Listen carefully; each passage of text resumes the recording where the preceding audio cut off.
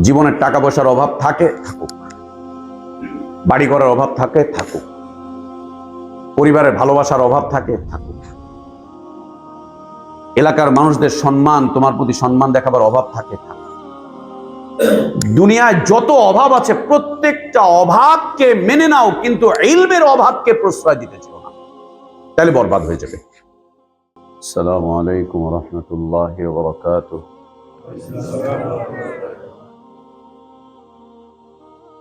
ইন্নাল হামদালিল্লাহ نحمده ونستعينه ونستغفره ونؤمن به ونتوكل عليه ونعوذ بالله من شرور أنفسنا ومن سيئات أعمالنا من يهده الله فلا مضل له ومن يضلل فلا هادي له وأشهد أن لا إله إلا الله وحده لا شريك له وأشهد أن محمدًا عبده ورسوله أرسله بالحق بشيرًا ونذيرًا وداعيًا إلى الله بإذنه وسراجًا منيرًا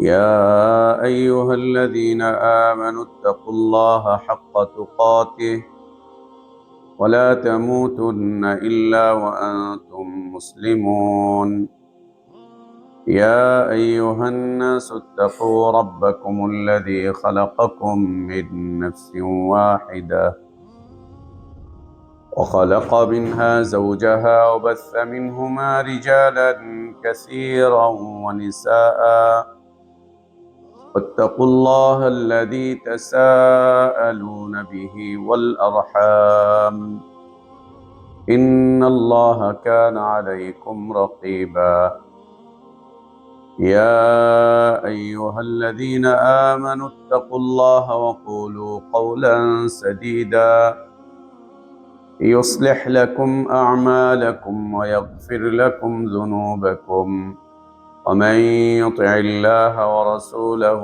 فقد فاز فوزا عظيما أما بعد فإن خير الحديث كتاب الله وخير الهدي هدي محمد صلى الله عليه وسلم وشر الأمور محدثاتها وكل محدثة بدعة وكل بدعة ضلالة وكل ضلالة في النار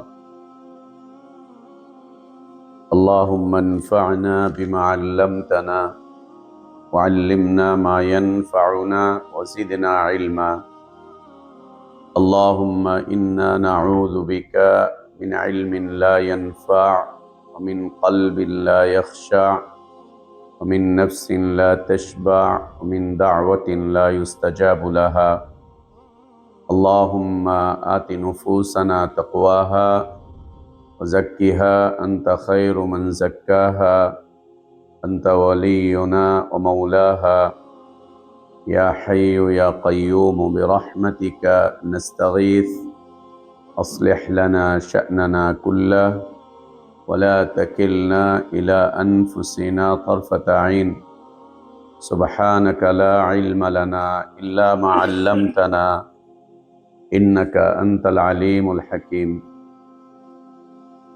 সমস্ত প্রশংসা যাবতীয় গুণগান একমাত্র কেবলমাত্র শুধুমাত্র আল্লাহ রব্বুল আলামিন আহকামুল হাকিমিন আরহামুর রাহিমিন ইলাহুল আলামিনের জন্য, যিনি আমাদেরকে মুসলিম করে সৃষ্টি করেছেন, যিনি আমাদের জন্য উত্তম হালাল রিজকের ব্যবস্থা করেছেন, যিনি আমাদেরকে বিশুদ্ধ হিদায়াতের পথে আহ্বান জানিয়েছেন, যিনি আমাদেরকে মৃত্যু দিবেন, যিনি আমাদেরকে পুনরায় কিয়ামতের দিন তার সামনে হিসাবের মুখোমুখি করবেন এবং বিশুদ্ধ ঈমান বিশুদ্ধ আমলের ভিত্তিতে যিনি আমাদেরকে নাজাত আর জাযা দান করবেন, সে আল্লাহরই প্রশংসা, যিনি আমাদেরকে প্রতি সপ্তাহের মতো আজকেও দ্বীনী তালিমি মজলিসে অংশগ্রহণ করার তৌফিক দান করেছেন। আলহামদুলিল্লাহ। সালাতু সালাম আমাদের প্রিয় নবী মুহাম্মদুর রাসূলুল্লাহ সাল্লাল্লাহু আলাইহি ওয়া আলিহি ওয়াসাল্লামের প্রতি।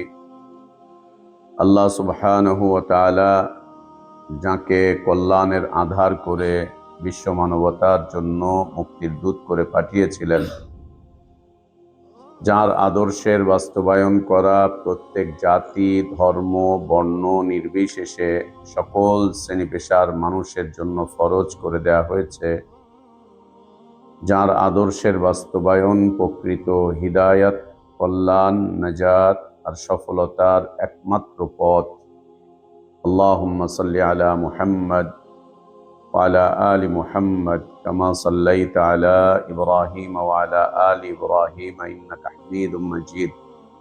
আল্লাহুম্মা বারিক আলা মুহাম্মদ ওয়া আলা আলি মুহাম্মদ কামা বারাকতা আলা ইব্রাহিম ওয়া আলা আলি ইব্রাহিম ইন্নাকা হামিদুম মাজিদ। আলহামদুলিল্লাহ, আল্লাহ তাবারক ওয়া তাআলার বিশেষ দয়ায়, তার বিশেষ অনুগ্রহে, তার বিশেষ করুণায় আমরা আল্লাহর পক্ষ থেকে আসা সর্বশ্রেষ্ঠ, সর্বশেষ তার পছন্দনীয় দিনটুকু জানতে, বুঝতে, মানতে চেষ্টা করছি। আল্লাহর কাছে আমাদের দোয়া, আল্লাহ আমাদের এ দ্বীনী জীবনকে কবুল করে নেন, আমাদের ভুলগুলো আল্লাহ সংশোধন করে দেন, আমাদের গুনাহগুলো, অন্যায়গুলো, অপরাধগুলোকে আল্লাহ মাফ করে দেন। আল্লাহ আমাদেরকে ঈমান আর ইসলামের প্রকৃত সৌন্দর্যের উপর বাঁচিয়ে রাখেন। ঈমান আর ইসলামের পূর্ণতার উপরেই আল্লাহ আমাদেরকে মৃত্যু দান করেন। আল্লাহুম্মা আমিন। সম্মানিত উপস্থিতি, প্রিয় মুসলিম ভাইরা, আমরা জাতি হিসাবে মুসলিম এবং আল্লাহ তাবারক ওয়া তাআলা আমাদেরকে ইসলাম দান করেছেন দুটি বিষয়ের উপরে ভিত্তি করে। একটি হচ্ছে কিতাবুল্লাহ, আরেকটি হচ্ছে সুন্নাতা রাসূলিল্লাহ সাল্লাল্লাহু আলাইহি ওয়াসাল্লাম। এই দুয়ের বাইরে গিয়ে যদি কেউ ইসলাম খুঁজে মুসলিম হয়ে বেঁচে থাকার চেষ্টা করে, তাহলে সে ভুলের মধ্যে পড়ে যাবে। এই দুয়ের বাইরে গিয়ে কেউ যদি ইসলাম খোঁজার চেষ্টা করে আর সেই ইসলামের উপরে যদি সে জীবন যাপন করার চেষ্টা করে, তো সে ইসলাম থেকে বের হয়ে যাবে, ইসলামে আর থাকতে পারবে না। এই দুটি বিষয় আল্লাহ তাবারক ওয়া তাআলা যার কাছে নাজিল করেছিলেন, তিনি ছিলেন আমাদের প্রিয় নবী মুহাম্মদুর রাসূলুল্লাহ সাল্লাল্লাহু আলাইহি ওয়া আলিহি ওয়াসাল্লাম। আল্লাহ রাসূল সাল্লাল্লাহু আলাইহি ওয়া আলিহি ওয়াসাল্লাম যখন আল্লাহর পক্ষ থেকে কিতাব প্রাপ্ত হলেন, অর্থাৎ যখন তিনি নবুয়ত পেলেন, রিসালাত পেলেন, যখন তিনি নবী এবং রাসূল হলেন, তখনকার পৃথিবীর পরিবেশ, প্রেক্ষাপট বা যে অবস্থাতে আল্লাহ তাবারক ওয়া তাআলা তাঁকে নবুয়ত এবং রিসালাত দান করেছিলেন, তখনকার পরিবেশ এবং প্রেক্ষাপট কি ছিল তা নিয়ে আমরা আমাদের গত দার্সে আলোচনা করেছিলাম। আমরা সেদিন বলেছিলাম যে রাসূলুল্লাহ সাল্লাল্লাহু আলাইহি ওয়া আলিহি ওয়াসাল্লাম যখন আসলেন, তখন পৃথিবীর মানুষগুলো আকীদার দিক থেকে, মানহাজের দিক থেকে, চিন্তার দিক থেকে, চেতনার দিক থেকে, নীতির দিক থেকে, আদর্শের দিক থেকে, তাদের জীবন যাপনের গতির দিক থেকে তারা 4 ভাগে বিভক্ত ছিল। মনে আছে না সবার? 1 নাম্বার ছিল তারা সরাসরি আল্লাহ তাবারক ওয়া তাআলাকে অস্বীকার করত। আল্লাহ তাবারক ওয়া তাআলাকে অস্বীকার করত, বলতো আল্লাহ বলতে কিছু নেই, খালিক বলতে কিছু নেই, মালিক বলতে কিছু নেই, মুদাব্বির বলতে কিছু নেই, মুসাররিফ বলতে কিছু নেই, রাজ্জাক বলতে কিছু নেই, রহমান বলতে কিছু নেই, রহিম বলতে কিছু নেই, তাওয়াব বলতে কিছু নেই, গফফার বলতে কিছু নেই, কিছু নেই। সরাসরি তারা আল্লাহকে অস্বীকার করে। সেই অস্বীকারী সম্প্রদায় আজও পৃথিবীতে আছে এবং দুর্ভাগ্য হচ্ছে মুসলিম দেশগুলোতেই আছে, মুসলিম পরিবারগুলোতেই আছে। লাইয়াদু বিল্লাহ। আল্লাহ আমাদের পরিবারগুলোকে হেফাজত করেন, আমাদের সন্তানদেরকে আল্লাহ হেফাজত করেন, আমাদের আগামী প্রজন্মকে আল্লাহ হেফাজত করেন। মনে রাখতে হবে, প্রজন্মের পর প্রজন্ম বেদিন হয়ে আসছে, বেদিন হতে থাকবে। আর কিছু না হোক, অন্তত নিজের প্রজন্মটুকু দ্বীনের উপরে ধরে রাখতে হবে, কারণ ইসলাম আমাদের প্রথম এবং শেষ ঠিকানা। প্রথম এবং শেষ ঠিকানা, একমাত্র ঠিকানা হচ্ছে ইসলাম। এটা যেন নষ্ট হয়ে না যায়, এটা যেন বরবাদ হয়ে না যায়। পুরো দুনিয়া বরবাদ হোক, অন্তত আমার এই পরিচয়, আমার এই শেষ ঠিকানাটুকুর যেন বরবাদ হয়ে না যায়। 2-3 মিনিটের জন্য একটুখানি চিন্তা করে দেখেন তো, আপনি একজন ইসলামবিহীন মুসলিম, আপনার হালাতটা দিকে একটু বুঝেন 2 মিনিটের জন্য। ইসলামবিহীন একজন মুসলিম, একটু চিন্তা করে দেখেন তো, দুনিয়া থেকে এ নিয়ে চলে যাচ্ছে। একটু চিন্তা করেন। সুবহানাল্লাহ। কিসের উপরে ভিত্তি করে জীবন যাপন করব? কি নিয়ে চলবো? কি নিয়ে দুনিয়া থেকে যাব? কি নিয়ে? সামনের প্রজন্ম আমাদের যারা আছে, এরা যাতে নষ্ট হয়ে না যায়, বরবাদ হয়ে যাতে না যায়, এদের হাল আমাদেরকেই ধরতে হবে, আমাদেরকেই ধরতে হবে এদের হাল। আর না হলে আল্লাহর কাছে আমরা জবাবদিহি করতে পারবো না, আল্লাহর কাছে আমরা পার পাবো না। যদি আমরা হাল না ধরি, আমরা নাজাত পাবো না, আমরা রেহাই পাবো না। মনে রাখবেন, আপনি যদি হাল ছেড়ে দেন, কুফাররা কিন্তু হাল ছেড়ে দিয়ে বসে নেই, নাস্তিকরা কিন্তু হাল ছেড়ে দিয়ে বসে নেই। আপনি হাল ছেড়ে দিবেন, আমরা তো হাল ছেড়েই দিয়েছি। আমাদের পরিবারগুলোকে, আমাদের বংশের ছেলেপেলেদেরকে, আমাদের সমাজকে আমরা তো হাল ছেড়েই দিয়েছি। অন্যান্য সম্প্রদায়, অন্যান্য সংস্কৃতির কাছে আমরা আমাদের সন্তানদেরকে বন্ধক দিয়ে দিয়েছি, বর্গা দিয়ে দিয়েছি, একদম দিয়ে দিয়েছি। কাফেররা তাদের হাল ছেড়ে নেই, তারা তাদের হালকে ধরে রেখেছে তারা তাদের হালকে। দ্বিতীয় যে প্রেক্ষাপট ছিল, সেটি ছিল যে না, আল্লাহর অস্তিত্বকে স্বীকার করত, বাদবাকি আল্লাহর সবকিছুকে অস্বীকার করত।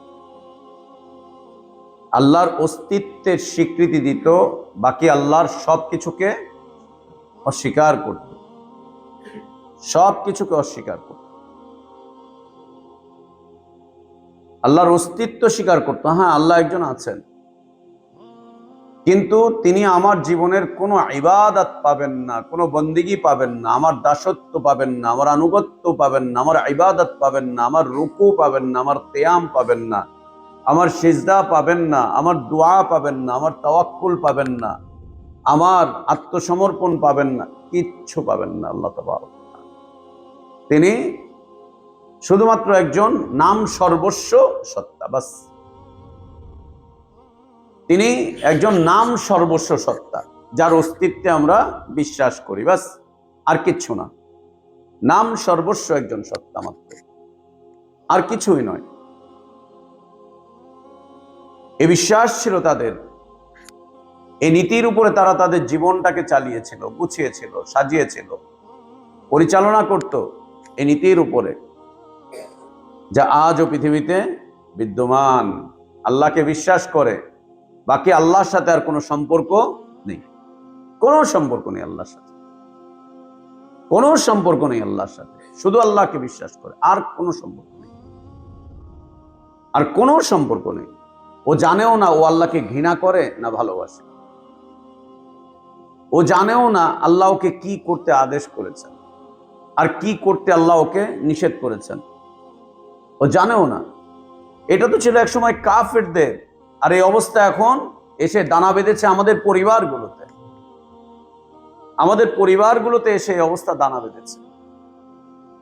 শুধু আল্লাহর অস্তিত্বে স্বীকার করে, বাদবাকি আল্লাহ তাবারক ওয়া তাআলার সাথে সম্পৃক্ত যাবতীয় সব বিষয়বস্তু থেকে সম্পর্ক ছিন্ন করে ফেলেছে, হাত পা ধুয়ে গুটিয়ে বসে আছে। কিছু আল্লাহকে বিশ্বাস করে কিন্তু আল্লাহর দাসত্বে বিশ্বাস করে না, আনুগত্যে বিশ্বাস করে না, ইবাদতে বিশ্বাস করে না। আল্লাহ তাবারক ওয়া তাআলার সাথে এগুলোকে কোনোভাবেই সম্পৃক্ত করতে চায় না, কোনোভাবেই না, কোনোভাবেই না। আল্লাহর দাসত্ব অস্বীকার করে, আল্লাহর আনুগত্য অস্বীকার করে, এবং আল্লাহ তাবারক ওয়া তাআলার যাবতীয় সকল ইবাদতকে অস্বীকার করত। ইবাদত বিমুখ এক জীবন, ইবাদত বিমুখ এক জীবন। তৃতীয় যে শ্রেণীটা ছিল, তারা এই দুইটা থেকে তারা মুক্ত ছিল। তারা বলতো যে না, আল্লাহ আছেন, এবং আল্লাহ তাবারক ওয়া তাআলার বিশেষ বিশেষ বিষয়বস্তু তারা স্বীকার করত। আল্লাহর দাসত্ব করতে হবে, আনুগত্য করতে হবে, ইবাদত করতে হবে, কিন্তু এককভাবে নয়, আল্লাহর সাথে আরো অনেককে শরীক করত, অনেককে শরীক করত। যেটা আমরা দেখতে পাচ্ছি, খাজা বাবা, ল্যাংটা বাবা, হ্যাঁ, এই বাবা, ওই বাবা, সেই বাবা, কত শত বাবা, হ্যাঁ, কত শত বাবা, কত শত বাবা। আলহামদুলিল্লাহ, বুঝে করুক আর না বুঝে করুক, বাবাদের দরগায় আগুন যেন কারা লাগিয়েছে। আলহামদুলিল্লাহ, দরগা ভেঙেছে বাবাদের। এত কুদরত, এত পাওয়ার, এত ক্ষমতা, হ্যাঁ, ক্ষমতায় বসায়, কাকে প্রধানমন্ত্রী বানায়, কাকে মন্ত্রী বানায়, কাকে এমপি বানায়, কোন দলকে ক্ষমতায় বসিয়ে দেয়। ওর নিজেরই অবস্থা খারাপ। যাদেরকে ক্ষমতাবান বানিয়েছে ওরা যেমন ক্ষমতা ছেড়ে দিয়ে পালিয়ে চলে গিয়েছে, বাবারাও মনে হয় ক্ষমতা হারিয়ে ফেলেছে, বাবাদেরও ক্ষমতা নেই। জীব জীব, সুবহানাল্লাহ, সুবহানাল্লাহ। আল্লাহকে স্বীকার করত, আল্লাহর দাসত্ব, আনুগত্য, ইবাদত স্বীকার করত, কিন্তু এককভাবে আল্লাহর দাসত্ব, আল্লাহর আনুগত্য, আল্লাহর ইবাদত স্বীকার করতো না। আল্লাহর সাথে অসংখ্য শরীক তারা স্থাপন করত, অসংখ্য শরীক, অসংখ্য শরীক, অনেক। আল্লাহ নবী সাল্লাল্লাহু আলাইহি ওয়াসাল্লাম একদিন এক যুবককে জিজ্ঞেস করেছিলেন। নবী সাল্লাল্লাহু আলাইহি ওয়াসাল্লামের কাছে আসলো, জিজ্ঞেস করলেন যে যুবক, তুমি কয় মাবুদের দাসত্ব করো, ইবাদত করো, আনুগত্য করো? কাম ইলাহান তা'বুদু আনতা, তুমি কয় মাবুদের ইবাদত করো? সে জবাব দিয়ে বলছে, সাবআ, 7 মাবুদের ইবাদত করি, 7 মাবুদের ইবাদত করি। 7 জনের ইবাদত করো? হ্যাঁ। সে এরা কই কই থাকে? তো সে বলছে, সিত্তুন ফিল আরদ ওয়াহিদ ফিস সামা, আমার 6 মাবুদ হচ্ছে দুনিয়াতে, আর 1 মাবুদ হচ্ছে আসমান। সিত্তুন ফিল আরদ ওয়াহিদ ফিস সামা, আমার 6টা মাবুদ হচ্ছে জমিনে, আর 1 মাবুদ হচ্ছে আসমানে, আরেকটা হচ্ছে আসমান। আল্লাহ নবী সাল্লাল্লাহু আলাইহি ওয়াসাল্লাম নাম জিজ্ঞেস করেন নাই। আমরা যদি মাজার পূজারীদের জিজ্ঞেস করি বা পীর সাহেবদের জিজ্ঞেস করে, বলবে যে এরকমই কিছু, চিশতি, নকশবন্দি, সোহরাওয়ার্দী, মুজাদ্দিদি, উর্দি, বেগাইরে উর্দি। উর্দি বুঝেন তো? ড্রেস মানে না, উর্দি পরা পুলিশ আর্মি উর্দি পরে আছে, ড্রেস। বেগাইরে উর্দি মানে ল্যাংটা। হ্যাঁ, সিত্তুন ফিল আরদ ওয়াহিদ ফিস সামা।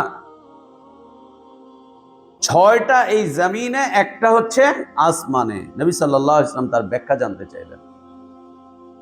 6টা জমিনে, আসমানে একটা, এই 6টার কাজ কি, আর আসমানে যিনি আছেন তার কাজ কি? বলছে আমি আমার যাবতীয় প্রয়োজনগুলো এই 6 জনের কাছে একবার একবার করে দেই। একবার করছে এই 6 জনের কাছে যাই। কখনো এই মূর্তি, কখনো ওই মূর্তি, কখনো সেই মূর্তি, কখনো চিশতি, কখনো নকশবন্দি, কখনো মুজাদ্দিদি, কখনো সোহরাওয়ার্দী, কখনো এইটা, কখনো ওইটা, কখনো সেটা, যখন যেটার প্রয়োজন হয়। ওর এক মাবুদ ওকে রিজিক দেয়, আরেক মাবুদ ওকে শিক্ষা দীক্ষা দেয়, আরেক মাবুদ ওকে সন্তান দেয়, আরেক মাবুদ ওকে সমাজে নেতৃত্ব দেয়, কর্তৃত্ব দেয়, ক্ষমতা দেয়। এই সামনে নির্বাচন আসবে, দেখবেন ল্যাংটার কাছে যে বসে থাকবে কাপড় পরা লোক, ল্যাংটার কাছে গিয়ে নতজানু হয়ে কোট প্যান্ট টাই পরা লোক বসে আছে ল্যাংটার কাছে গিয়ে, ল্যাংটার কাছে জিপ না গিয়ে বসে আছে, বসে থাকবে। নির্বাচনের শুরু হবে মাজার থেকে, দরগা থেকে, খানকা থেকে নির্বাচনের যে প্রচারণা শুরু করবে ওখানে। একটা দেয় ক্ষমতা, আরেকটা দেয় সম্পদ, আরেকটা দেয় সন্তান, আরেকটা দেয় শান্তি, আরেকটা দেয় কল্যাণ। এরকম আলাদা আলাদা আলাদা আলাদা করে সবগুলো এদের কাছে গিয়ে আমি চাই, 6 মাবুদের কাছে। তারপর তো উপরেরটার কাজ কি? হচ্ছে এই 6টা যখন ফেল করে, তখন এই 6টাকে বাদ দিয়ে আমি ওনার কাছে চলে যাই। উনি আমারটাকে পুরা করেন, তিনি আমারটাকে পুরা করেন। এই 6টা যখন ফেল করে, তখন আমি চলে যাই তার কাছে, তার দিকে মনোনিবেশ করি, মুতাওয়াজ্জু হই, তিনি আমাকে তখন তা দান করেন। জবাব কি আসে? যেগুলো ফেল করেছে সেগুলো তোমার মাবুদ হয় কেন? কিভাবে চাইবাই বা কেন? চাইবাই বা কেন? ওমর ইবনুল খাত্তাব রাদিয়াল্লাহু আনহু আরদা, তিনি একদিন তার অতীত নিয়ে খুব হতভম্ব হয়েছিলেন এবং হাসছিলেন। তিনি হতভম্ব হয়ে গিয়েছিলেন তার অতীত নিয়ে, ইসলাম পূর্ব যুগে, এবং হাসছিলেন তিনি। বিষয়টা কেমন? তিনি বলছেন যে আমি খেজুর জমা করে একসাথে করতাম, করে এরপরে আমি আবার মাবুদ বানাতাম। খেজুরের মূর্তি, খেজুরের মূর্তি মাবুদ বানাতাম। খেজুরগুলোকে একসাথে করে করে করে করে জমা করতাম, জমা করে একটা মূর্তি বানাতাম, ওটাই থাকতো আমার মাবুদ। আমি যখন সচ্ছলতার মধ্যে থাকতাম তখন ওটার ইবাদত করতাম। যখনই আমার খাওয়া দাওয়ায় শর্ট পড়তো, খিদা লাগতো, তখন আমি আমার মাবুদের হাত ভেঙে খেতাম, পা ভেঙে খেতাম, ওর মাথা ভেঙে আমার ক্ষুধা নিবারণ করতাম। আমি আমার ক্ষুধা নিবারণ করতাম আমার মাবুদের মাথা ভেঙে খেয়ে। এ বলে তিনি হতভম্ব হয়ে হচ্ছেন আর হাসছেন যে আল্লাহু আকবার, আল্লাহ কোত্থেকে আমাদেরকে ফিরিয়ে এনেছেন। আলহামদুলিল্লাহ, আল্লাহ আমাদেরকে ওই অবস্থা থেকে ফিরিয়ে এনেছেন। আলহামদুলিল্লাহ, আল্লাহ যেন ইমানের উপর ইস্তেকামত দান করেন, বাকি জীবন ইমানের উপরে যেন আল্লাহ অটল অবিচল রাখেন। আল্লাহু আকবার। আবু বকর সিদ্দিক রাদিয়াল্লাহু আনহু আরদা, তার বাবা একদিন তাকে ডেকে নিয়ে বলছেন যে আসো। তাদের পারিবারিক একটা উপাসনালয় ছিল, পারিবারিক গোষ্ঠীগত উপাসনালয়। আমরা দেখি না যে অনেক হিন্দু ফ্যামিলি, কয়েকটা ফ্যামিলি একসাথে আছে, ওখানে একটা মণ্ডপ তৈরি করে রেখেছে। তো পারিবারিক উপাসনালয়, সেখানে ওনার বাবার একদম পছন্দের মাবুদ ওখানে সাজানো গোছানো, ওখানে রাখা। তো তিনি বাড়িতে যখন এসে ঢুকতেন আগে ওইটার মধ্যে ঢু মেরে তারপরে তিনি বাড়িতে ঢুকতেন। আবার যখন বাড়ি থেকে বের হয়ে কোথাও যেতেন আগে ওইখানে গিয়ে শ্রদ্ধা নিবেদন করে, প্রণাম করে, দোয়া কালাম করে তারপরে ওখান থেকে তিনি বের হয়ে যেতেন আবু বকর রাদিয়াল্লাহু আনহুর বাবা। এবং খুব ভক্তি আর শ্রদ্ধা করতেন, কোনোভাবেই এই মণ্ডপটার তিনি অপবিত্রতা আনতে দিতেন না, কোনোভাবেই যাতে এর মধ্যে কোনো অপবিত্রতা না আসে। এবং একে ঝাড়া মুছা করে সার্বক্ষণিক একে জাঁকজমক করে রাখতেন, তিনি জাঁকজমক করে রাখতেন। পরিবারের সদস্যদেরকে শেখাতেন, যা লাগবে এর কাছে চাও, যা লাগবে এর কাছে চাও, চাইবে। আবু বকর রাদিয়াল্লাহু আনহুকে একদিন ডেকে বলছেন যে আসো। সে বলছে যে দেখো, এটা আমাদের পরিবারের মাবুদ, আমাদের পরিবারের মাবুদ এটা। অতএব তোমাকে আমি জানিয়ে দিয়ে গেলাম, বুঝিয়ে দিয়ে গেলাম যে তোমার যা কিছু লাগবে তুমি এর কাছে চাইবে, এ তোমার সব কিছু পুরা করবে। এর কাছে চাইবে, এ তোমার সব পুরা করবে, সব। আবু বকর রাদিয়াল্লাহু আনহু বললেন যে বাবা আমাকে বললেন, আমিও শুনলাম, তখন আমি দিন পাইনি, ইসলাম পাইনি। আমি একদিন গিয়ে বললাম, এই আমার খিদে লেগেছে, আমাকে খাবার দে। খাবার দেয় না। খিদে লেগেছে আমার, খাবার দাও। ও খাবার দেয় না। কি ব্যাপার, তুমি শোনো না আমার খিদা লাগছে, খাবার দাও। কোনো কথাও বলে না, দেয়ও না, কথাও বলে না। আরে বাবা দিবি তো, না দিলে কথা বলবি তো যে নাই। আমি এমন মাবুদ যে তোর রিজিকের মালিকার আমার কাছে নাই। আমি এমন এক মাবুদ যে তোকে আমি রিজিক দিতে পারবো না। আচ্ছা দিস না বাবা, অন্তত কথা তো বল। কথাও বলে না, কথাও বলে না। চলে গেলাম, যা। বিশ্বাস হলো ও আমাকে খাবার দিতে পারবে না। আমার বিশ্বাস হয়ে গেল ও খাবার দিতে পারবে না। দিতে পারলে বলতো যে দিচ্ছি, আজকে না দেই কালকে দিব, কালকে না দেই পরশু দিন দিব, অথবা দিব না, যা। কিছুদিন পরে আমার কাপড় চোপড় ছিঁড়ে গেল, কাপড় দরকার। বাপ বলেছে যা লাগবে সব ওর কাছে গিয়ে চাবি। যে বলছে এই আমার কাপড় ছিঁড়ে ফেড়ে গিয়েছে, আমাকে কাপড় দে, পোশাক দে, আমার পোশাক নাই। বলছে পোশাক দাও, আমার পোশাক নাই। বলছে আমাকে দেয়ও না, কিছু বলেও না। আর দিবে বলবে কি, ও নিজেই তো পোশাক ছাড়া দাঁড়ায় আছে, ওর নিজেরই তো পোশাক নেই। কেউ আলোচনার মধ্যে ঠিক বলবেন না, এটা সুন্নাহর খিলাফ। কেমন আলোচনায়, খুতবায় ঠিক বলে ওঠা, এটা সুন্নাহ পরিপন্থী। এটা কখনোই বলবেন না, সওয়াব নষ্ট হয়ে যাবে। এবং এই কাজটা দেখবেন বিদাতিরা করে থাকে খুব বেশি, খুব বেশি। আর যিনি আলোচনা করবেন তার ওই কথা বলা ঠিক না। ঠিক কিনা বলেন। নবী সাল্লাল্লাহু আলাইহি ওয়াসাল্লামের যত হাদিস পড়বেন কোথাও এটা পাবেন না যে ঠিক কিনা বলেন। হাদিস পড়েন, কোথাও পাবেন না নবী সাল্লাল্লাহু আলাইহি ওয়াসাল্লাম কোনদিন খুতবায় সাহাবীদেরকে বলেন ঠিক কিনা বলেন, ঠিক কিনা, ঠিক ঠিক বলছে ঠিক। যে লোকটা আপনার কথা ঠিক বলতেছে ও দেখবেন যাত্রাপালায় গিয়ে বলতেছে ঠিক, ওকে দেখবেন আওয়ামী লীগের মিটিং এ দাঁড়া বলতেছে ঠিক, ওকে দেখবেন বিএনপির মিটিং এও গিয়ে বলতেছে ঠিক, ওকে দেখবেন নাস্তিকদের ওই মিটিং এ গিয়ে বলতেছে ঠিক। সব জায়গায় ও ঠিক। এ ঠিক মাযহাবের লোক।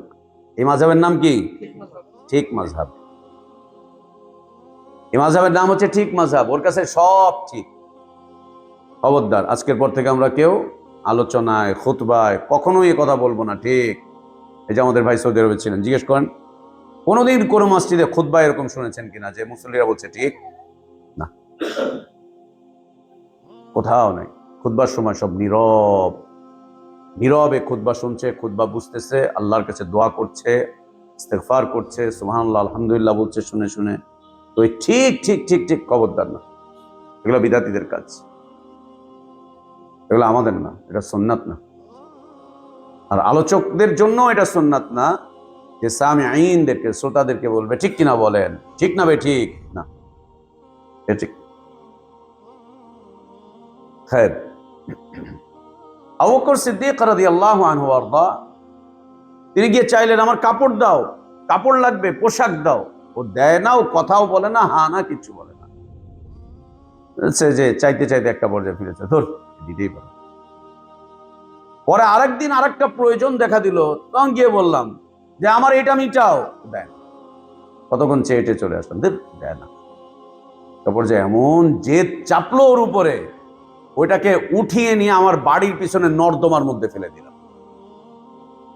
একদম ডাস্টবিনের মধ্যে, নর্দমার মধ্যে ফেলে দিলাম। বাবা আসছে, বাবা এসে ওখানে ঢু মারছে, ডুই মারে দিয়েছে, মাবুদ নাই, ইলাহ নাই, মাবুদই নাই। এ কি আশ্চর্য!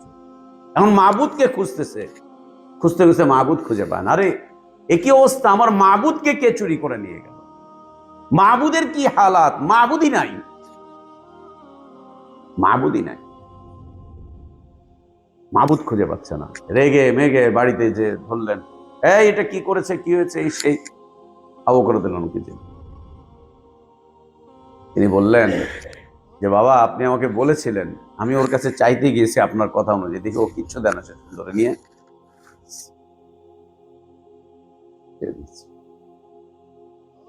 সুবহানাল্লাহ। আল্লাহর অস্তিত্ব স্বীকার করত, আল্লাহকে মাবুদ বলে স্বীকার করত, কিন্তু একক মাবুদ এর স্বীকৃতি দিত না, বিশ্বাসও করত না, স্বীকৃতিও দিত না। একক মাবুদ নয়, আল্লাহর সাথে আরো কেউ থাকবে, কেউ আছে, কেউ হবে, কাউকে থাকতে হবে আল্লাহ তাবারক ওয়া তাআলা। আস্তাগফিরুল্লাহ। এ ছিল চতুর্থ বিষয়। তৃতীয় বিষয়, চতুর্থ বিষয়বস্তু হচ্ছে পীর মুরিদি, ওয়াসিতা। ওয়াসিতা আল্লাহকে বিশ্বাস করে, আল্লাহ তাবারক ওয়া তাআলার ইবাদতে বিশ্বাস করে, এবং আল্লাহ তাবারক ওয়া তাআলার সাথে অংশীদার নেই এটাও বিশ্বাস করে, যেন আল্লাহর কোনো অংশীদার নেই, কোনো অংশীদার নেই। মাঝখান দিয়ে নিজেরা তলে তলে নিজেদের অজান্তে একটা অংশীদার নির্ধারণ করে, সেটা হচ্ছে ওয়াসিতা বা মিডিয়া অথবা মাধ্যম, ওসিলা, ওসিলা, ওসিলা, ওসিলা। এ হচ্ছে চারটা প্রেক্ষাপট ছিল। নবী সাল্লাল্লাহু আলাইহি ওয়া আলিহি ওয়াসাল্লাম যখন আসলেন, তিনি যখন আসলেন, আহলে ইলমদের মধ্যে হতে কেউ কেউ একে 6টি বিষয় উল্লেখ করেছেন। কয়টি? 6টি। 6টি বিষয় উল্লেখ করেছেন। 1 নম্বর বিষয়বস্তু উল্লেখ করেছেন যে এই জাতি পুরোটা শিরকের মধ্যে নিমজ্জিত ছিল, ডুবেছিল। আল ইশরাকু বিল্লাহ, শিরকের মধ্যে নিমজ্জিত ছিল, একদম শিরকের মধ্যে ডুবেছিল। 1 নম্বর, কিসের মধ্যে ডুবেছিল? শিরকের মধ্যে। আল্লাহকে স্বীকারকারীও শিরক করত, আল্লাহকে অস্বীকারকারীও শিরক করত, শিরকের মধ্যে নিমজ্জিত ছিল, একদম শিরকের মধ্যে তারা ডুবেছিল, শিরকের মধ্যে হাবুডুবু খাচ্ছিল। গোটা জাতি, পুরো পৃথিবী শিরকের মধ্যে হাবুডুবু খাচ্ছিল। আল্লাহর সাথে শিরক, যা করছে সব কিছুতে আল্লাহর সাথে অংশীদার, শিরক, আল ইশরাকু বিল্লাহ, সবকিছু। দ্বিতীয় বিষয়বস্তু ছিল যে তারা, যারাই ইবাদত করত তাদের সকল ইবাদত বিদআতি পদ্ধতি ছিল, মানে মানব রচিত পদ্ধতিতে তারা আল্লাহর ইবাদত, নিজস্ব রচিত পদ্ধতি, নিজস্ব রচিত পদ্ধতিতে আল্লাহর ইবাদত, যাকে আমরা বিদআত বলে থাকি। পৃথিবীতে যত বিদআতি ইবাদত আছে, কোন ইবাদতেরই আল্লাহর কিতাব এবং রাসূলের সুন্নাহর সাথে কোনো সম্পৃক্ততা নাই। মনে থাকবে তো, বিদআতীদের কোন ইবাদতের উৎস কোরআন এবং সুন্নাহ না। বিদআতীদের যত বিদআতি আমল আছে, একজন বিদআতি কিন্তু আবার মাথায় রাখতে হবে যে সব বিদআতি কাজ করে না, কিছু ভালো করে, কিছু বিদআতি কাজ করে, না হলে ওর বিদআতটা চলবে না। বাজারে যে ভেজাল মাল পাওয়া যায়, ভেজাল মালের সাথে কিছু ভালো মাল মিলানো থাকে না, নাহলে তো মানুষ নিবে না, নাহলে তো নিবে না মানুষ। বিদাতিরা যত বিদাতি আমল করছে, ওদের যত বিদাতি আমল, বিদাতিদের প্রত্যেক বিদাতি আমলের কোন সূত্র আল্লাহর কিতাব এবং রাসূল সাল্লাল্লাহু আলাইহি সাল্লামের সুন্নাহর সাথে গিয়ে মেলে না। সূত্র গিয়ে মেলে না, সূত্র কেটে যাচ্ছে, সূত্র কেটে যাচ্ছে, কেটে যাচ্ছে। 2 নম্বর এটা। 1 নম্বর শিরক, 2 নম্বর বিদআত। কেমন বিদআতি ইবাদত দেখেন, বাইতুল্লাহর ইবাদত করছে, বাইতুল্লাহর তওয়াফ করছে, বাইতুল্লাহর তওয়াফ করছে। এখন ওখানকার মুফতি সাহেবরা বলছে ঠিক আছে বাইতুল্লাহর তওয়াফ করবে, সমস্যার কিছু নেই, পুরুষরা কাপড় চোপড় পরেই তওয়াফ করবে, কিন্তু মহিলারা কাপড় চোপড় পরে তওয়াফ করতে পারবে না, ওরা উলঙ্গ হয়ে তওয়াফ, ওরা উলঙ্গ হয়ে। ঠিক একই রকম আমাদের দেশে সালাতের পদ্ধতি আমাদের একটা, মহিলাদের আর একটা। আমরা আমাদের নিতম্ব উঁচু করে সিজদা করি, মহিলাদেরকে পুরোটা জড়সড় হয়ে কুকুরের মতো সিজদা করা শিখিয়েছে। হ্যাঁ, কুকুরের মতো করে সিজদা করা শিখিয়েছে, ঠিক কথা, আলাদা করে দিয়েছে। ছোটবেলায় আমরা যখন ছিলাম ছোট, মহল্লার মহিলারা সব মুরগি নিয়ে আসতো আমাদের বাসায়, নিয়ে এসে আমার জন্য, আমার বড় ভাইয়ের জন্য, আব্বার জন্য অপেক্ষা করতো কখন আমরা আসবো, আমাদেরকে দিয়ে জবাই করাবে, জবাই করে নিয়ে যাবে। কেন? মহিলাদের জবাই করা হারাম, মহিলাদের জবাই করা মাংস খাওয়া যাবে না। আপনাদের এলাকায় ছিল নাকি ছোটবেলায় এরকম? এখনো আছে। তো ওইটা করে আবার ভালো হইতো, প্রত্যেক বাড়িতে, যে বাড়িতে মুরগি রান্না হইতো ওখান থেকে 1 বাটি করে তরকারি আসতো। হ্যাঁ, তরকারি আসতো, যে জবাই করছে তার জন্য কিছু দিতে হয়। এই যে আলাদা আলাদা করে মহিলাদের আর পুরুষদের ইবাদতের পথ পদ্ধতি, সুবহানাল্লাহ, সূত্র গিয়ে কোরআন এবং সুন্নাহর সাথে মিলবে না।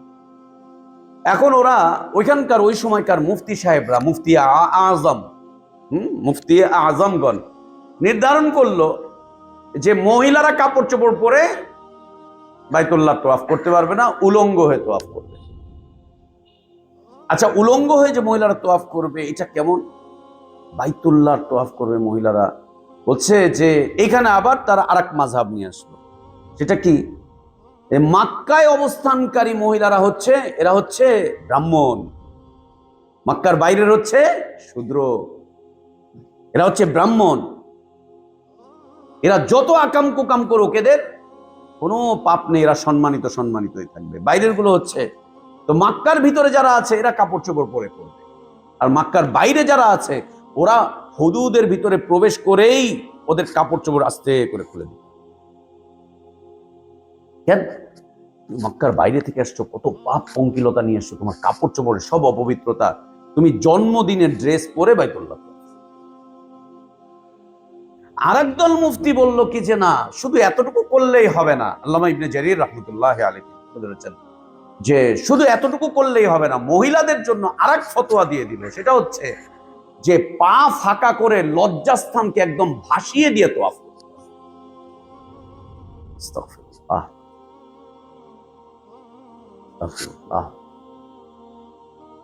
এই যে ইবাদতের পদ্ধতিগুলো রচনা করছে, এরপরে তারা তালবিয়ার মধ্যে নিয়ে আসলো যে বাইতুল্লাহর তওয়াফ করবে, বাইতুল্লাহ আসবে, ওখানে তালবিয়া পাঠ করবে, আশপাশে থাকবে, হজের মৌসুমে তালবিয়া পাঠ করবে। আমরা যে তালবিয়া পাঠ করি, লাব্বাইক আল্লাহুম্মা লাব্বাইক, লাব্বাইকা লা শারীকা লাকা লাব্বাইক, ইন্নাল হামদা ওয়ান নি'মাতা লাকা ওয়াল মুলক লা শারীকা লাক।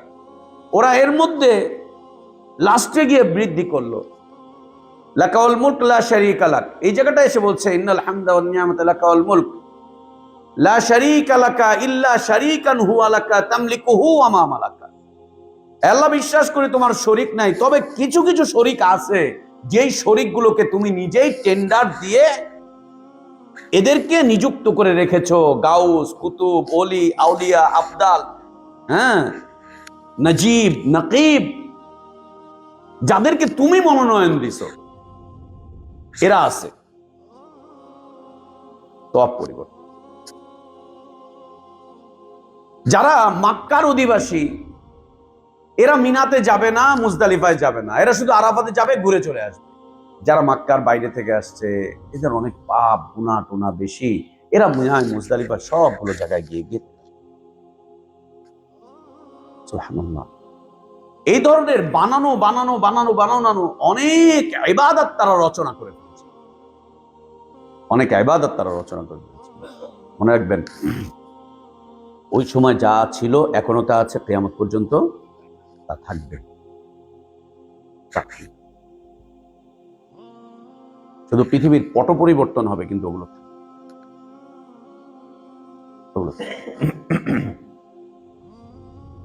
এই যে কাজগুলো তারা করছিল, নিজস্ব মন গড়া ইবাদত বিদাত, মন গড়া ইবাদত বিদাত বিদাত। তৃতীয়ত যে বিষয়টি ছিল সেটি হচ্ছে ওসিলা।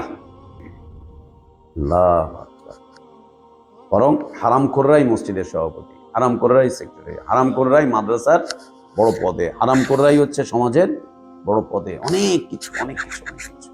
আল্লাহ আমাদের মসজিদগুলোকে হেফাজত করেন হারামখোরদের হারাম মাল থেকে। আল্লাহ আমাদের জীবনকে পবিত্র করে দেন। জীবনটা ছিল হারামের উপরে প্রতিষ্ঠিত। রুটি রুজি রোজগার সম্পর্ক সবকিছু হারাম থেকে তারা বাঁচতেই পারছিল না, বাঁচতেই পারছিল না, হারাম থেকে তারা বাঁচতেই পারছিল না, হারাম একদম। কটা গেল? চারটা। কি কি বলেন দেখি? ক্লাস কিন্তু শিরক, বিদআত, ওসিলা, মুহাররামাত, হারাম। পঞ্চম বিষয়বস্তু ছিল তাকলিদ। তাকলিদ পঞ্চম কি? হুজুর কইছে আর কোনো কথা নাই, হুজুর কইছে আর কোনো কথা নাই, মুফতি সাহেব বলছে আর কোনো কথা নাই, এত বড় আলেম বলছে আর কোনো কথা নাই, পীর সাহেব বলছে আর কোনো কথা নাই, আমার বাপদাদা কম বুঝে আর কোনো কথা নাই।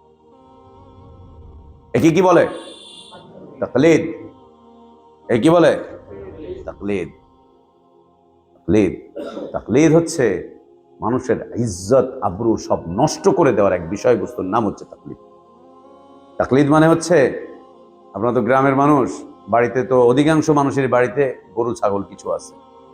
গরুটাকে যে রশি দিয়ে বেঁধে রাখা হয়, ছাগলটাকে যে রশি দিয়ে বেঁধে রাখা হয় ওর গলায়, ওই বেঁধে রাখা রশিটাকে কখনো গোয়াল ঘরে, কখনো বাইরে গিয়ে খোঁটা দিয়ে বেঁধে রাখে। ওর চারণভূমি, ওর জায়গা ওই অতটুকু, ওর রশি ছেড়ে বেরোয় যেতে পারে না। ওকে টেনে টেনে নিয়ে যায় পানিতে, ও পানিতে নামে, টেনে টেনে উঠায় উপরে উঠে গোয়াল ঘরে ঢুকায়, গোয়াল ঘরে ঢুকে বাইরে বের করে, বাইরে বের করে ওকে বাজারে নিয়ে যায় বিক্রি করতে, হাটে ও বিক্রি হয়ে যায়, ওকে নিয়ে যায় কসাইখানায় জবাই করতে, ও জবাই হয়ে যায়। একে বলা হয় তাকলিদ। একে বলা হয় তাকলিদ। নিজের গলায় এমন একটা রশি পরা, যে রশিটা আরেকজনের কাছে দিয়ে দেওয়া হবে, সে যা করবে তার বাইরে আমার আর কোনো ইচ্ছা নাই, আমার আর কোনো ইচ্ছা নাই, আমি আর কিছু করতেও পারবো না। হ্যাঁ, ছোটাছুটি একটুখানি করতে পারবো, লাফালাফি একটু করতে পারবো, ধাক্কাধাক্কি করতে পারবো, কিন্তু কোনো ফায়দা নাই। এত বড় 8-10 মণ ওজনের গরু একটা, ওর একটা ছোট্ট খোঁটা দিয়ে বেঁধে রাখছে, ও ওইখানে সন্তুষ্টির সাথে খাচ্ছে, দাচ্ছে, হাঁকছে, মুচ্ছে, সবকিছু করছে। এ হচ্ছে আমাদের জীবনের তাকলিদ। কে পীরের তাকলিদ, কে হুজুরের তাকলিদ, কে মুফতি সাহেবের তাকলিদ, কে মাযহাবের তাকলিদ, কে রাজনৈতিক দলের তাকলিদ, হ্যাঁ, কে বাপদাদার তাকলিদ। তাকলিদ। সেই সময়ের মানুষগুলো তাকলিদ থেকে বেরোতেই পারছিল না, একদম না, বেরোতেই পারছিল না। আমরাও কিন্তু তাকলিদ থেকে বেরোতে পারছি না, আমরাও কিন্তু তাকলিদ থেকে বেরোতে পারছি না। আপনি খালি বলবেন হানাফি মাযহাবের লোকজন যারা মাযহাবী তারাই তাকলিদ করে, আপনারা করেন না, আমরা করি না। আমরাও স্কলারের তাকলিদ করি, আমরাও শাইখের তাকলিদ করি, আমরাও জজবাতি বক্তব্যের তাকলিদ করি, আমরাও তাকলিদ করি, আমরাও করি। এটা নিন্দিত, এটা ঘৃণিত, এটা অপমানজনক এক বিষয়বস্তু। মুকাল্লিদিনদের সম্মান বলতে কিচ্ছু নেই, কিচ্ছু নেই, কিচ্ছু নেই, সম্মান কিচ্ছু নেই। আপনি ছোট্ট একটা মাসালার উদাহরণ দিই,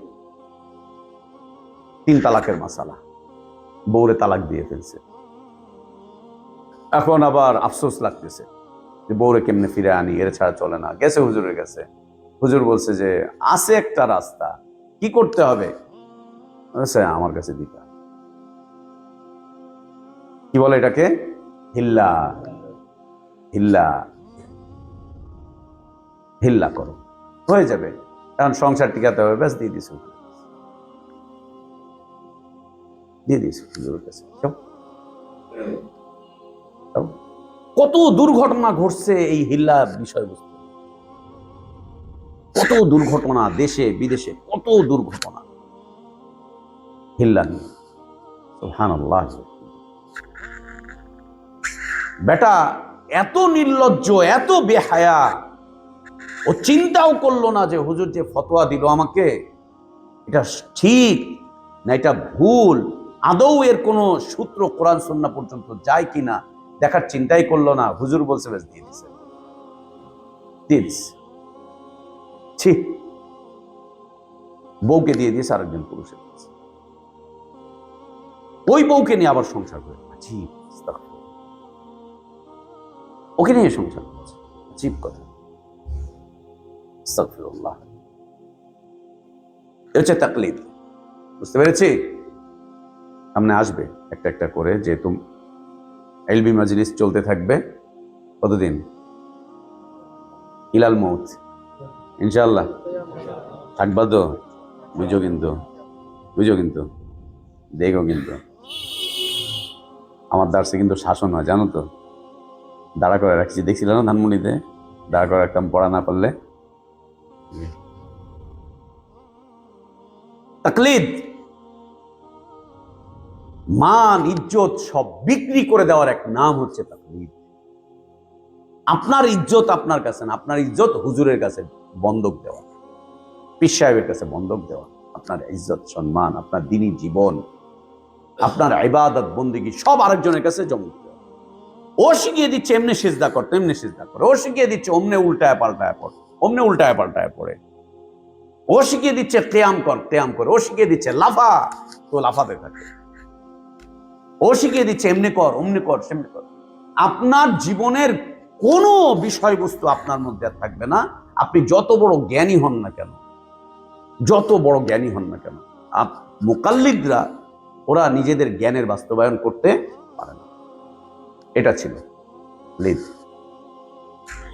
এই তাকলিদে নারীরা এসে, পুরুষরা এসে তাদের জীবনের ইজ্জত আবরু সব বিকিয়ে দেয়। কিছু হুজুর বলছে, হুজুর বলছে।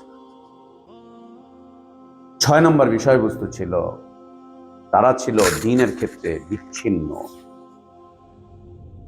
দ্বীনের ক্ষেত্রে তারা ছিল বিচ্ছিন্ন। নবী সাল্লাল্লাহু আলাইহি ওয়াসাল্লাম বলছেন, ইহুদিরা 71 ভাগে বিচ্ছিন্ন ছিল, নাসারারা 72 ভাগে। আমার উম্মত, তাহলে ওদেরকে আমরা ফেল করে দিয়ে আমরা ফার্স্ট ডিভিশনে পাস করছি, একেবারে সব মার্ক নিয়ে, যত মার্ক আছে। হ্যাঁ, এখন তো নতুন, আগে আমরা ছোটবেলায় শুনতে হয়েছে মেট্রিকে স্টার মার্ক পাইছে, বোর্ড স্ট্যান্ড করছে, এখন এটা প্লাস হয়েছে, মাইনাস হয়েছে, গোল্ডেন এ প্লাস, জিপিএ, কি সব সামনে যে আরো কত কিছু আসবে। বিচ্ছিন্নতা, দ্বীনি বিচ্ছিন্নতা, দ্বীনি বিচ্ছিন্নতা, এই বিচ্ছিন্নতা ছিল সেই সময়ের মানুষদের মাঝে। ধর্মীয় গোষ্ঠীগুলো সব ছিল বিচ্ছিন্ন, বিচ্ছিন্ন, বিচ্ছিন্ন, বিচ্ছিন্ন, বিচ্ছিন্ন। আজ পৃথিবীতে থাকার দরকার নাই, সারা বাংলাদেশও ঘোরার দরকার নেই, পুরা ঢাকা বিভাগও দেখার দরকার নেই। দোহারের দিকেই দ্বীনি ভাইদের দিকে তাকায়, দোহারদের দ্বীনি ভাইদের দিকে তাকায়। দোহারের দ্বীনি ভাইদের মধ্যে তার ওই চরমনাই মর্মনাই বাদ, আট্রসি মাট্রসি সব বাদ। এই আমাদের যে 4-5টা মসজিদ আছে, আর আমাদের যে 200-400 মুসল্লি আছে, আমাদের, আমরা যে 300-400 মানুষ আছি, এর চেয়ে বেশি তো আর হবে না, তাই না ভাইয়া? এই 300-400 হবে একেবারে গুনলে, কাঁচায়া মাচায়া। হ্যাঁ, কি অবস্থা, কি অবস্থা। এক গ্রুপের কেবলা রাজশাহী, আর এক গ্রুপের কেবলা পুরান ঢাকা, আর এক গ্রুপের কেবলা বলছে আমার কেবলাই নাই, কেবলা ছাড়া। কোন কেবলা? সুবহানাল্লাহ। এক আল্লাহর ওলি, হ্যাঁ, মানে এই ঘটনা লিখছে পীরের কারামতি হাসান বসরি রাহিমাহুল্লাহর নাম দিয়ে। উনি একজন মুহাদ্দিস ছিলেন, জগৎ বিখ্যাত ইমাম ছিলেন হাসান বসরি রাহিমাহুল্লাহ, আহলুস সুন্নাহ ওয়াল জামাতের ইমাম ছিলেন। কিন্তু সুফিরা তাকে সুফি বানিয়ে দিয়েছে। বলছে হাসান বসরি রাহিমাহুল্লাহ তিনি বাইতুল্লাহ হাজ করতে গেলেন। বাইতুল্লাহ হাজ করতে গিয়ে যাওয়ার সময় বসরি মানে বসরা, বসরা, হ্যাঁ, বসরা থেকে, বসরা কোথায়? ইরাকে। এখান থেকে যখন উনি গেছেন, প্রত্যেক কদমে কদমে 2 রাকাত করে নামাজ পড়ছেন। এক কদম গেছেন 2 রাকাত, আবার আর এক কদম গেছেন 2 রাকাত, আবার আর এক কদম গেছেন 2 রাকাত। এইভাবে করে তিনি মক্কায় গেছেন অনেক আশা বাসনা নিয়ে। গিয়ে দেখে যে বাইতুল্লাহ নাই। গিয়ে দেখে বাইতুল্লাহ নাই। আরে কি আসছি, বাইতুল্লাহ গেল কই? বাইতুল্লাহ গেল কই? খুঁজে খুঁজে খুঁজে খুঁজে বাইতুল্লাহ খুঁজে পায় না। জাহেরি চোখে আর বাইতুল্লাহ খুঁজে পায় না। এখন উনি ধ্যানে বসলেন, বাইতুল্লাহ তুমি কই গেলা? এখন ধ্যানের জগতে গিয়ে দেখলো যে বাইতুল্লাহ ওইখান থেকে মক্কার হুদুদের অনেক দূরে গিয়ে বাইতুল্লাহ নিজে এইভাবে ঘুরতেছে। কি ব্যাপার, বাইতুল্লাহ ঘুরতেছে কেন? জিজ্ঞেস করলেন কি ব্যাপার বাইতুল্লাহ? বলছে তোমরা তো বাইতুল্লাহর তোয়াফ করতে আসো, আর স্বয়ং বাইতুল্লাহ আল্লাহর আরেক ওলির তোয়াফ করতে গেছে। সেই ওলিটাকে, সে হচ্ছে রাবেয়া বসরি, নারী পুরুষ। হ্যাঁ, ইন্না খালাকনাকুম মিন যাকারিন ওয়া উনসা। খবিস যেন কোথাকার। তোমরা আসো বাইতুল্লাহর তোয়াফ করতে, আর বাইতুল্লাহ নিজে ইস্তেকবাল করে তোয়াফ করে নিয়ে আসতে গেছে আর রাবেয়া বসরি। আস্তাগফিরুল্লাহ। কার কিবলা এই জায়গায়, তো কার কিবলা ওই জায়গায়, তো আর কারো কেবলাই নাই। আমি জানি না আমার কেবলা কে। এখন কেবলা কে? গুগল। কেবলা কে? ফেসবুক না মাহফুজ? কেবলা হলো ফেসবুক, কেবলা হলো গুগল, কেবলা হলো ইউটিউব। যাই ইউটিউবে খুঁজা দেখি। এখন ইউটিউবে খুঁজতে গিয়া সব হারায় যেতেছে। ওখানে গিয়া দেখছি কেবলা তো একটা না। ওরে আল্লাহ, ও তো কেবলা প্রতিনিয়ত পরিবর্তন হচ্ছে। কতক্ষণ জজবাতি কেবলা, গরম গরম, কতক্ষণ ঠান্ডা, কতক্ষণ এটা কতক্ষণ এটা, গরম গরম, প্রতিনিয়ত চেঞ্জ, পরিবর্তন। কেবলাই হারায় যাচ্ছে। কি কারণ? ইলমের অভাব। আল্লাহ আমাদেরকে হেফাজত করেন। ইলমের অভাব, ইলমের অভাব। জীবনের টাকা পয়সার অভাব থাকে, থাকুক। বাড়ি ঘরের অভাব থাকে, থাকুক। পরিবারের ভালোবাসার অভাব থাকে, থাকুক। এলাকার মানুষদের সম্মান, তোমার প্রতি সম্মান দেখাবার অভাব থাকে, থাকুক। দুনিয়ায় যত অভাব আছে প্রত্যেকটা অভাবকে মেনে নাও, কিন্তু ইলমের অভাবকে প্রশ্রয় দিতে চাও না, তাহলে বরবাদ হয়ে যাবে। ইলমের অভাব রাখা যাবে না। বাকি সবকিছুর অভাব থাক, এলাকায় প্রভাব নাই, প্রতিপত্তি নাই, না থাক, কোনো দরকার না থাক, কোনো দরকার। এমন দিন মানছি এলাকায় আর কেউ সম্মান করে না, না করুক। সম্মানে ঘাটতি পড়ছে নাকি? ওদের কাছ থেকে গিয়ে সম্মান কিনে আনতে হবে নাকি? ইজ্জত তো দেওয়ার মালিক আল্লাহ তাবারক ওয়া তাআলা, ওদের থেকে আনতে হবে নাকি? অর্থবিত্তের অভাব থাকে, থাকুক। মানুষের ভালোবাসার অভাব থাকে, থাকুক। দুনিয়াতে যত ধরনের অভাব আছে একজন মুসলিমের জীবনে, সেগুলো আসে, আসুক। কোনো সময় অভাব চাইবো না, কিন্তু যদি আল্লাহ তাকদীরে লিখে রাখেন তো আসুক। ইলমের অভাব মেনে নেওয়া যাবে না, তাহলে কিবলা পরিবর্তন হয়ে যাবে। কিন্তু কিবলা পরিবর্তন হয়ে যাবে, কিবলা পরিবর্তন হয়ে যাবে, জীবনের টার্গেট পরিবর্তন হয়ে যাবে, লক্ষ্য উদ্দেশ্য পরিবর্তন।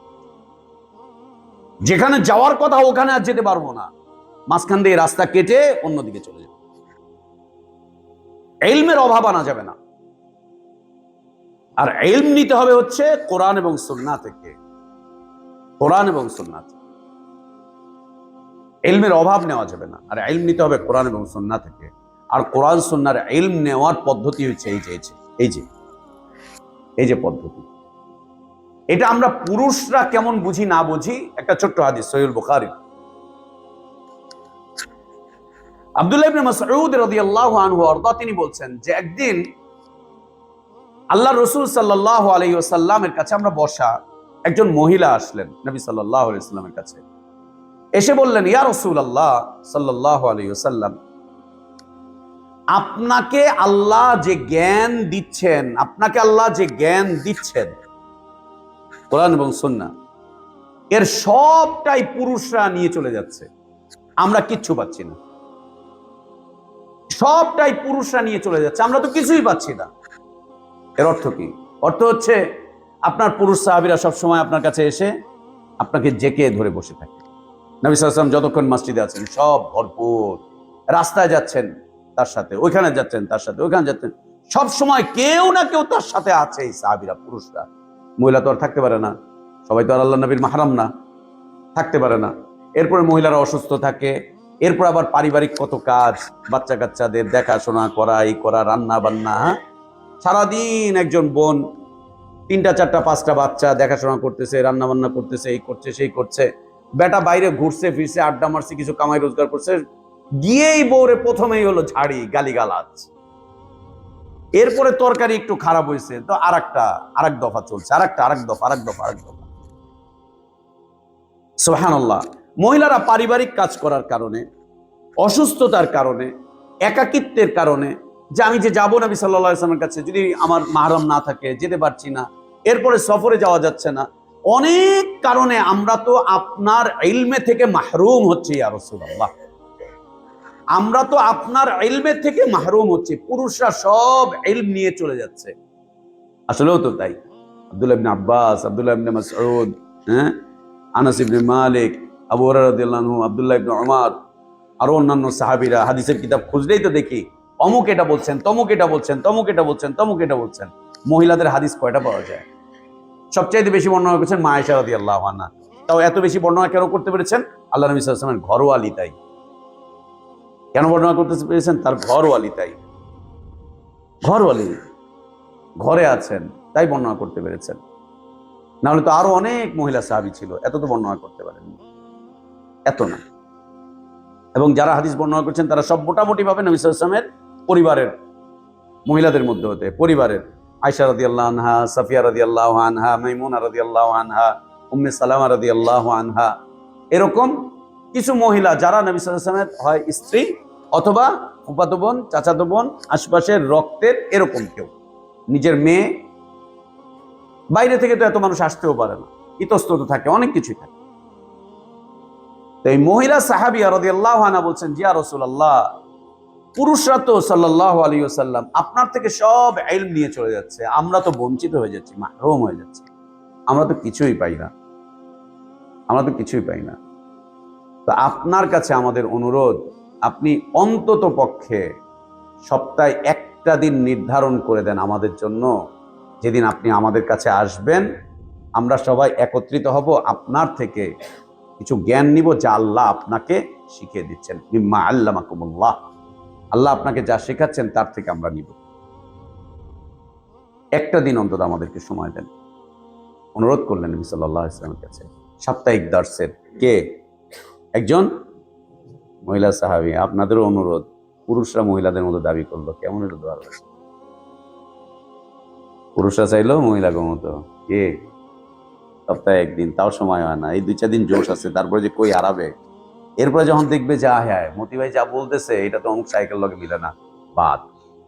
দার্সে তখন কমা শুরু হবে, ওই কোণা থেকে 2টা কম, কেন মিলতেছে না, অমুকের কথার সাথে মিলে না, এত বড় মাদানির সাথে মিলে না, ওই ওনার সাথে মিলে না, তার সাথে মিলে না, দৌড় এত বড় সেলিব্রিটির সাথে কি বলে। সমালোচনা উঠে চলে যাবে, বাইরে গিয়ে সমালোচনা, গিয়ে দেখা হবে জয়পড়ার মোড়ে অথবা টিকটপুরের মোড়ে। কি ব্যাপার আসলা না? এই যে সাহেব আসি নাই, এই সেই। পরে শুনলাম ঘটনা ঘটছে আরেক জায়গায়, কি কথা মিলে নাই, কথা মিলে নাই। হ্যাঁ, বাস্তবতা, বাস্তবতা। আল্লাহ নবী সাল্লাল্লাহু আলাইহি ওয়াসাল্লামের কাছে আবেদন করলেন। নবী সাল্লাল্লাহু আলাইহি ওয়াসাল্লাম চমৎকার ভাবে সম্মানের সাথে তাদের আবেদনটাকে গ্রহণ করলেন।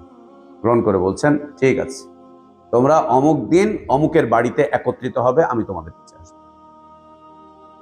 মহিলারা সব একত্রিত হলেন। আল্লাহ নবী সাল্লাল্লাহু আলাইহি ওয়াসাল্লাম তাদের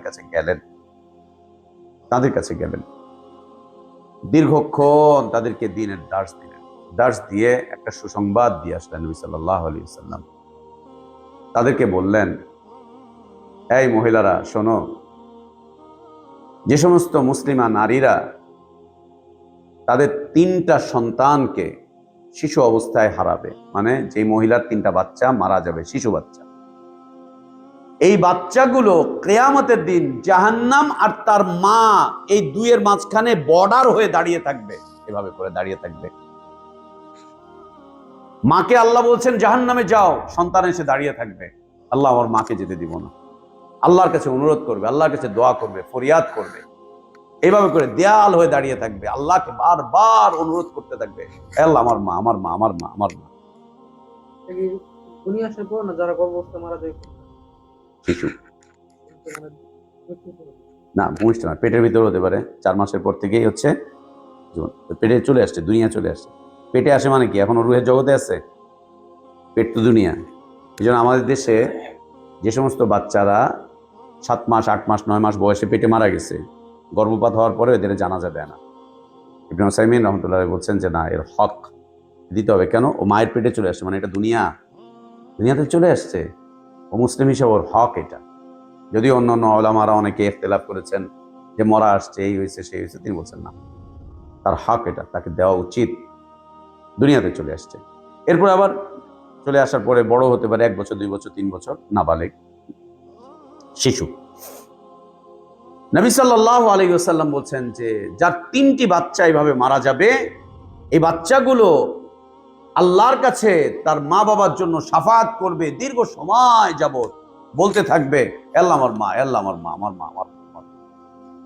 একজন সাহাবী, মহিলা একজন সাহাবী রাদিয়াল্লাহু আনহা, তিনি বলছেন, শুনলেন, শোনার পরে বলছেন যে ইয়া রাসূলুল্লাহ, যদি কারো 2টা মারা যায়? নবী সাল্লাল্লাহু আলাইহি ওয়াসাল্লাম চুপ। আবার বলছেন, ইয়া রাসূলুল্লাহ, যদি কারো 2টা মারা যায়? আবার জিজ্ঞেস করছেন, ইয়া রাসূলুল্লাহ, যদি কারো 2টা মারা যায়? নবী সাল্লাল্লাহু আলাইহি ওয়াসাল্লাম বলছেন, হ্যাঁ, কারো যদি 2টাও মারা যায় সেও এই অবস্থা, এই ফজিলত পাবে। 2টা মারা গেলেও এই ফজিলত পাবে, 2টা মারা গেলেও এই ফজিলত পাবে, এই ফজিলত পাবে সে, এই ফজিলত পাবে সে। ইলমের একটা চাহিদা খুব জরুরি, ইলমের চাহিদা খুব জরুরি, খুব জরুরি। সে ইলম যেন মানহাজি ইলম হয়, সে ইলমের অর্জনের পদ্ধতি যেন সুন্নাহর ভিত্তিতে হয়, মানহাজি পদ্ধতি। ফিতনার পদ্ধতিতে ইলম অর্জন করা জায়েজ, হারাম। যে ইলম আমাকে তোমাকে ফিতনার মধ্যে ফেলে দিবে, সেই ইলম অর্জন করা। আজ মুসলিমদের এত বিচ্ছিন্নতার পিছনে কারণ হচ্ছে তাদের ইলমের মধ্যে ফিতনা ঢুকে আছে। ওর ইলমকে বলছে না, আলাদা হয়ে যা, আলাদা দল কর, আলাদা সংগঠন কর। বেটা তুই কম কি, তোর তো অনুসারী আছে, আলাদা ইমারত কর, বায়াত কর, এই কর, সেই কর, অনেক কিছু। বাস ফিতনাময় একটা ইলমের একটা ফিতনা তাদেরকে বিচ্ছিন্নতার দিকে নিয়ে চলে যাচ্ছে। এটা ছিল সেই সময়ের প্রেক্ষাপট। ধর্মীয় ভাবে, দ্বীনি ভাবে তারা ছিল বিচ্ছিন্ন। ইহুদিরা 71 ভাগে বিচ্ছিন্ন ছিল, নাসারারা 72 ভাগে। তাদের দ্বীন বিচ্ছিন্ন ছিল, তাদের আকীদা বিচ্ছিন্ন ছিল, তাদের আমল বিচ্ছিন্ন ছিল, তাদের আখলাক বিচ্ছিন্ন ছিল, তাদের মানাজ বিচ্ছিন্ন ছিল, তাদের টার্গেট বিচ্ছিন্ন ছিল, তাদের দ্বীন বিচ্ছিন্ন ছিল। 71 আর 72। আল্লাহ নবী সাল্লাল্লাহু আলাইহি ওয়াসাল্লাম এই উম্মতের কথা বলে গিয়েছেন। এই 73টা আবার শুধু বাংলাদেশে 73 নাকি? বাংলাদেশে খুঁজলে তো কয়েক লাখ বিচ্ছিন্নতা। শুধু সুফিবাদ দেখলেই তো 3 লাখের উপরে তরিকা। সুফিবাদই 3 লাখের উপরে বাংলাদেশে, 3 লাখের উপরে সুফিবাদ। আর তো আছেই। মৌলিক ভাবে 73 ভাগে বিভক্ত হবে। নবী সাল্লাল্লাহু আলাইহি ওয়াসাল্লাম বলেছেন, কুল্লুহুম ফিন্নার ইল্লা ওয়াহিদ। 73-এর 73টাই জাহান্নামে যাবে, একটা মাত্র বাকি থাকবে। 72ই চলে যাবে, একটা বাকি। ওই 71ও জাহান্নামে যাবে, ওই 72ও জাহান্নামে যাবে, আর আমার উম্মতেরও এই 72 জাহান্নামে যাবে। একটাই থাকবে, একটা মাত্র শুধু জান্নাতে যাবে। এই জান্নাতে যারা যাবে তাদের মধ্যে আবার কত শ্রেণী হবে, কষ্ট মষ্ট করে জান্নাতে যাওয়া, জাহান্নামের আগুনে পুড়ে তারপরে জান্নাতে যাওয়া, কত কিছু করবে। আল্লাহ আমাদেরকে হেফাজত করেন। তাহলে এদিক থেকে আমরা কয়টা পেলাম? 6টা। কয়টা প্রেক্ষাপট পেলাম? 6টা। 1 নাম্বার শিরক, 1 নাম্বার শিরক, 2 নাম্বার বিদআত, 3 নাম্বার ওসিলা, 4 নাম্বার হারাম, হারামের মধ্যে ডুবে যাওয়া, হাবুডুবু খাওয়া, হাবুডুবু খাওয়া হারামের মধ্যে, হারামের মধ্যে হাবুডুবু খাওয়া। দেখেন ব্যাংকগুলোতে যান, ও নিজের নাম নিজেই বলছে আমি সুদি অর্থনীতি। আবার ওই সুদি অর্থনীতি বাইরে লেখা আছে সব সুদ, সব স্কিম সুদ, ভিতরে আবার করছে কি এটা শরিয়া ডেস্ক, এটা শরিয়া ডেস্ক। মানে মদের একটা দোকান করছে, ওখানে 250-300 প্রকার মদ আছে, মাঝখানে একটা লেখায় রাখছে এটা ইসলামী মদ। কি মদ? নাচের স্কুলে যায় নাচ শিখতে। অনেকদিন আগে আমার কাছে একজন প্রশ্ন করছে যে ভাইয়া, এই আমি আমার মেয়েটাকে কি ইসলামী নাচ শেখাতে পারবো? ইসলামী নাচ শেখাতে পারবো? ইসলামী নাচ রমাদান মাসে মাদ্রাসার প্রোগ্রাম হচ্ছে, আমি আমার মেয়েটাকে কি ইসলামী নাচ শেখাতে পারবো? ইসলামী নাচ? আমি বোকা হয়ে গেছি। কোনটা? বলছে আমি নিজে ওকে নাচের স্কুলে দিয়ে আসবো, নিয়ে আসবো, এবং ও বোরখা পরেই যাবে আর আসবে, ওইখানে গিয়ে শুধুমাত্র নাচটা শিখবে। মাহরামের সাথে যাওয়া আসা করবে আর বোরখা পরে যাওয়া আসা করবে, বোরখা পরে যাবে আর মাহরামের সাথে যাবে। এটাই হচ্ছে ইসলামী নাচ। এটা হচ্ছে ইসলামী নাচ। লা ইলাহা ইল্লাল্লাহ, লা ইলাহা। হারাম থেকে বাঁচা খুব কঠিন, কঠিন। পঞ্চম বিষয় কি? তাকলিদ। ষষ্ঠ বিষয় দ্বীনি বিচ্ছিন্নতা, দ্বীনি বিচ্ছিন্নতা। আল্লাহ তাবারক ওয়া তাআলা আমাদেরকে এই অবস্থা থেকে হেফাজত করেন। সালাত কয়টায় এশার ভাই? 8টায় না? তাহলে সময় আছে তো, চলুক আর একটু না। এই হলো 6টা, মনে থাকবে তো? তাহলে এই 6টা আর ওইখানে ছিল আমাদের 4টা, কয়টা হলো? চলি আলোচনার দ্বিতীয় পর্বে। আল্লাহ তাবারক ওয়া তাআলা পৃথিবীর মানুষের কল্যাণার্থে, পৃথিবীর মানুষের কল্যাণার্থে আল্লাহ তাবারক ওয়া তাআলা পৃথিবীতে যুগে যুগে অসংখ্য নবী এবং রসূলগণকে পাঠিয়েছিলেন। অনেক নবী এবং রসূলের আগমন ঘটেছিল এই পৃথিবীতে, অনেক নবী এবং রসূলের আগমন ঘটেছিল এই পৃথিবীতে, অনেক নবী রসূলের। প্রত্যেক নবী রসূলের আগমনের সময় পৃথিবীতে এইরকম কোনো না কোনো প্রেক্ষাপট ছিল, সেই প্রেক্ষাপটকে পরিবর্তন করার জন্যই আল্লাহ তাবারক ওয়া তাআলা নবী এবং রসূলগণকে পাঠিয়েছিলেন, নবী এবং রসূলগণকে পাঠিয়েছিলেন। যেমন ইব্রাহিম আলাইহিস সালাতু ওয়াস সালাম, তার সময়ের প্রেক্ষাপটটাকে আল্লাহ তাবারক ওয়া তাআলা সূরাতুল আনআমে তুলে ধরেছেন। وَإِذْ قَالَ إِبْرَاهِيمُ لِأَبِيهِ آزَرَ أَتَتَّخِذُ أَصْنَامًا آلِهَةً إِنِّي أَرَاكَ وَقَوْمَكَ فِي ضَلَالٍ مُبِينٍ وَكَذَلِكَ نُرِي إِبْرَاهِيمَ مَلَكُوتَ السَّمَاوَاتِ وَالْأَرْضِ وَلِيَكُونَ مِنَ الْمُوقِنِينَ فلما جن عليه الليل رأى كوكبا قال هذا ربي فلما أفل قال لا أحب الآفلين فلما رأى القمر بازغا قال هذا ربي فلما أفل قال لا أحب الآفلين فلما رأى الشمس بازغة قال هذا ربي هذا أكبر فلما أفلت قال يا قوم إني بريء مما تشركون। এটা একটা প্রেক্ষাপট ইব্রাহিম আলাইহিস সালাতু ওয়াস সালামের আগমনের সময়। ইয ক্বালা ইব্রাহিমু লিআবিহি, ইব্রাহিম তার বাবাকে বলছেন, বাবার নাম কি ছিল? আযার। আতাত্তাখিযু আসনামান আলিহা, এই বাপ তুমি এই মূর্তিগুলোকে ইলাহ বানিয়ে ফেলেছো বাবা, তুমি নিজেই তো বানাও এগুলো, তুমি নিজেই তো তৈরি করো এগুলো, তুমি তো এটার কারবার করো, ব্যবসা করো। যেগুলোকে তুমি নিজেই বানাও, নিজেই তৈরি করো, যেটাকে তুমি বেচো বাজারে নিয়ে যে, সেইগুলোকে তুমি মাবুদ বানিয়ে ফেলেছো, ইলাহ বানিয়ে নিয়েছো। ইন্নী আরাক ওয়া কওমাক ফি যালালিম মুবিন, বাবা আমি দেখতে পাচ্ছি তুমি এবং তোমার এই কওম পুরোটাই হচ্ছে একেবারে গুমরাহির অতল তলে ডুবে গিয়েছো, এবং তোমাদের গুমরাহিটা অস্পষ্ট না, মুবিন, একদম স্পষ্ট, একদম স্পষ্ট। فلما جن عليه الليل رأى كوكبا قال هذا ربي, অবস্থাটা কি ছিল? জান্না আলাইহিল লাইল, রাত যখন গভীর হলো, ইব্রাহিম আলাইহিস সালাতু ওয়াস সালাম দেখলেন আসমানে তারকাগুলো মিটমিট মিটমিট করে চলছে।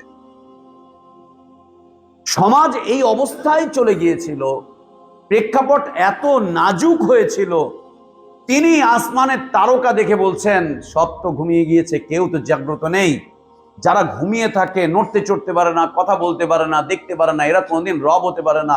তাহলে এই গভীর রাতে কে জেগে আছে? তারাগুলো জেগে আছে। তিনি বলছেন হাদা রব্বি, এটাই মনে হয় আমার রব, এটাই মনে হয় আমার রব। কে বলছেন? ইব্রাহিম আলাইহিস সালাম। যখন তারা ডুবে গিয়েছে বলছে যে দূর, এরকম রব, এটা রব হতে পারে না, আমি এই ধরনের রব ভালোই বাসি না। বাদ কেন?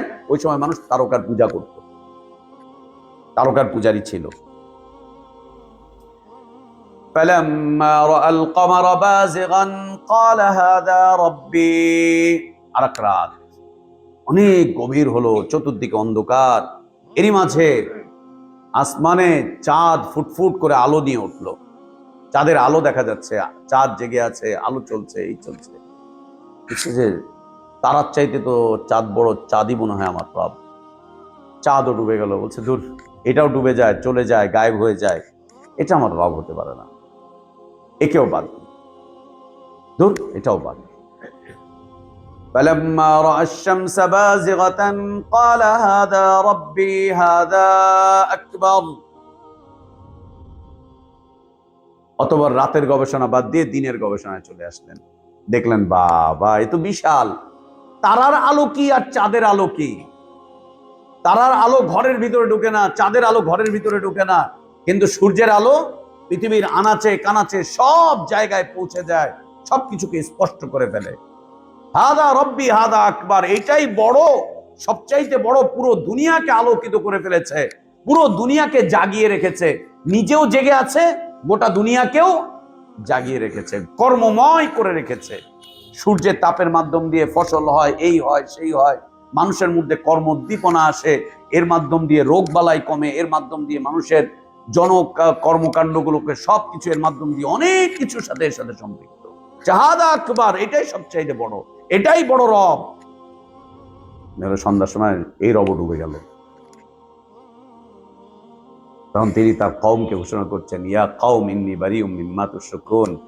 এই কওম, তোমরা নক্ষত্রের পূজা করো, তোমরা চাঁদের পূজা করো, তোমরা সূর্যের পূজা করো, ইন্নী বারি, আমি তোমাদের এই আদর্শের সাথে শত্রুতা ঘোষণা করলাম, তোমাদের এই নেতার নীতির সাথে আমি শত্রুতা ঘোষণা করলাম, তোমাদের এই চিন্তা চেতনা, তোমাদের এই সংস্কৃতি, এর সাথে আমি শত্রুতা ঘোষণা করলাম। ইন্নী বারি মিম্মা তুশরিকুন, তোমাদের আদর্শ, এর সাথে আমি শত্রুতা ঘোষণা করলাম, ছিন্ন করলাম। আমি আমার অবস্থান অন্য জায়গায় নিয়ে চলে গেলাম। কোন দিকে? ইন্নী ওয়াজ্জাহতু ওয়াজহিয়া লিল্লাযী ফাতারাস সামাওয়াতি ওয়াল আরদা হানিফা ওয়া মা আনা মিনাল মুশরিকিন। আল্লাহু আকবার। ইন্নী ওয়াজ্জাহতু, আমি মনোনিবেশ করলাম, আমার আকীদা, আমার চিন্তা চেতনা, আমার নীতি, আমার আদর্শ, আমি সব কিছুকে একটা জায়গায় ঢেলে দিলাম। কোথায়?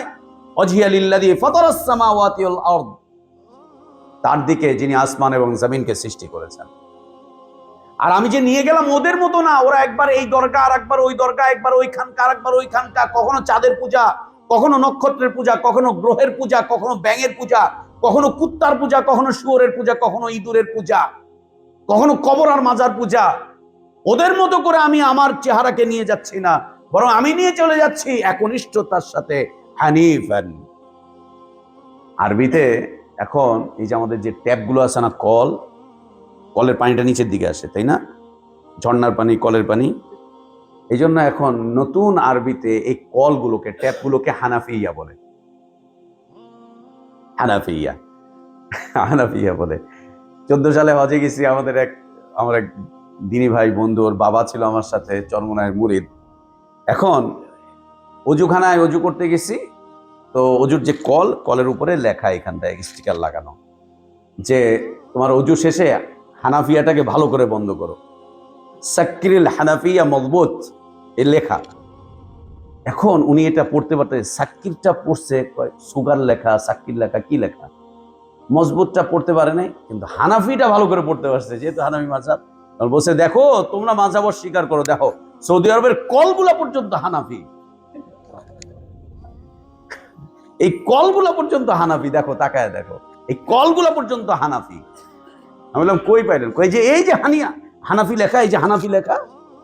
তোমরা হুদাই মাযহাবের বিরুদ্ধে, এই যে কলগুলা পর্যন্ত হানাফি। তারা এখন কি জবাব দিব? আল্লাহু আকবার। এই কলগুলো, পানিগুলো সব নিচের দিকে যাচ্ছে এক জায়গায়,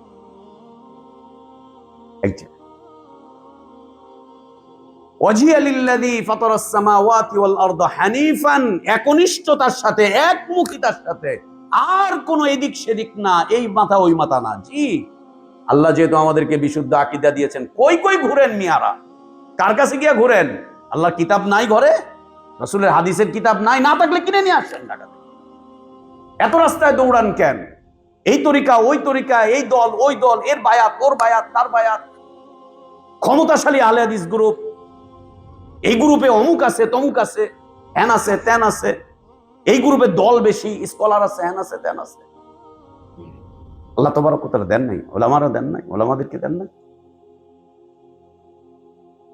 দিন মানবেন তো হানিফ হয়ে দিন মানেন, একনিষ্ঠতার সাথে দিন মানেন, বিচ্ছিন্নতার সাথে না, মতদ্বন্দ্বতার সাথে না, মত পার্থক্যতার সাথে না, একনিষ্ঠতার সাথে, একনিষ্ঠতার সাথে। এবং পৃথিবীতে এখনো পর্যন্ত একনিষ্ঠতার সাথে যারা দিন মেনে আসছে, তারা হচ্ছে সালাফিগণ। নামের সালাফি না, আমল আখলাকের সালাফি। নামের সালাফি না, নামের সালাফি হতে যাবেন না, কোনোদিন না। আমলের সালাফি হবেন, আখলাকের সালাফি হবেন, আকীদার সালাফি হবেন। ইবনে উসাইমিন রাহমাতুল্লাহ আলাইহি এবং সালেহ ইবনে ফাওজান রাহমাতুল্লাহ আলাইহি, তাদের দুইজনের এই বিষয়ে বক্তব্য আছে যে সালাফি গ্রুপ আর সালাফি মানহাজ দুইটা আকাশ পাতাল পার্থক্য। সালাফি গ্রুপ আর সালাফি মানহাজ দুইটা আকাশ পাতাল পার্থক্য। এবং বলছেন যে সালাফি গ্রুপ হচ্ছে, এগুলো হচ্ছে বিল ইসেম, যেমন নামধারী মুসলমান তেমনি ভাবে নামধারী মুসলমান, নামধারী সালাফি। সালাফি গ্রুপ আর সালাফি মানহাজ দুইটা এক হতে পারে না। মানহাজি সালাফি হন, মানহাজি সালাফি। আল্লাহ তৌফিক দান করেন। আমিন। ইন্নী ওয়াজ্জাহতু ওয়াজহিয়া লিল্লাযী ফাতারাস সামাওয়াতি ওয়াল আরদা হানিফা ওয়া মা আনা মিনাল মুশরিকিন। আল্লাহু আকবার। বাপের ধর্ম, দাদার ধর্ম, সমাজের ধর্ম, মানুষের ধর্ম, গোষ্ঠীর ধর্ম সবকে অস্বীকার করে বলছেন মা আনা মিনাল মুশরিকিন, আমি মুশরিক না, তোমরা হইতে পারো। যে ওই ঘোষণা দিলেন, দেখলেন যে পৃথিবীতে তিনি একা হয়ে গেছেন, আর কেউ নেই, একা হয়ে গেছেন, আর কেউ নাই। আল্লাহ তাই বলছেন, ইন্না ইব্রাহিমা কানা উম্মাতান কানিতাল লিল্লাহি হানিফান ওয়া লাম ইয়াকুন মিনাল মুশরিকিন। ইব্রাহিম একাই পৃথিবীতে একটা জাতি, একাই একটা জাতি, একাই একটা জাতি। সমাজ বিজ্ঞান কি বলে? একজন দুইজনের জাতি বলে নাকি?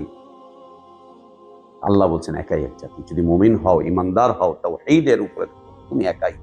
সারা দুনিয়ার বিপরীতে তোমাকে আল্লাহ শক্তিশালী, সারা দুনিয়ার বিপরীতে তুমি লড়াই করার মতো শক্তি, যোগ্যতা আল্লাহ সব দিয়ে দিবেন, সব দিয়ে দিবেন, সব চলে আসবে, আল্লাহ দিবেন। যেই তিনি ঘোষণা করলেন, ওয়াহাজ্জাহু কওমুহু, তার বংশের লোকজন তার সাথে ঝগড়ায় চলে আসলো। এই যে ভাইয়ের সাথে আশেপাশে সব ঝগড়া। হ্যাঁ, ওয়াহাজ্জাহু কওমুহু, যে আমাদের হাফিজ ভাই, মসজিদ যেমন ছোট শুরু হয়েছে, কত কিছু, হ্যাঁ, মহল্লায় হাঁটতে পারে না, বাজারে যাইতে পারে না, কত কিছু। আল্লাহ রহম করেন, আল্লাহ যেন এর বদলাত জান্নাতের বিশাল বাগান দান করেন, যার সুসংবাদ নবী সাল্লাল্লাহু আলাইহি ওয়াসাল্লাম দান করেছেন। আল্লাহ যেন ওইটাই দান করেন। যেহেতু এই কাজটুকু করতে পেরেছি, আরেকটা কাজ বাকি আছে, সেটা হচ্ছে বিশুদ্ধভাবে মসজিদটাকে পরিচালনা, বিশুদ্ধভাবে মসজিদকে পরিচালনা করা। এই কাজটুকু বাকি আছে, এটা আঞ্জাম দিয়ে যেতে হবে। আল্লাহ যেন তৌফিক দান করেন আমাদের সবাইকে। ওয়াহাজ্জাহু কওমুহু, তার কওমের লোকজন ঝগড়া করতে চলে আসলো। তার মানে কোরআন বলছে, রে বাবা, আকীদা পরিবর্তন করবা তো কওম ঝগড়া করতে আসবে, কওম মারতে আসবে, কওম কাটতে আসবে, কওম আগুনে ফেলতে আসবে, কওম টুকরো টুকরো করতে আসবে, কওম লাথি মারতে আসবে।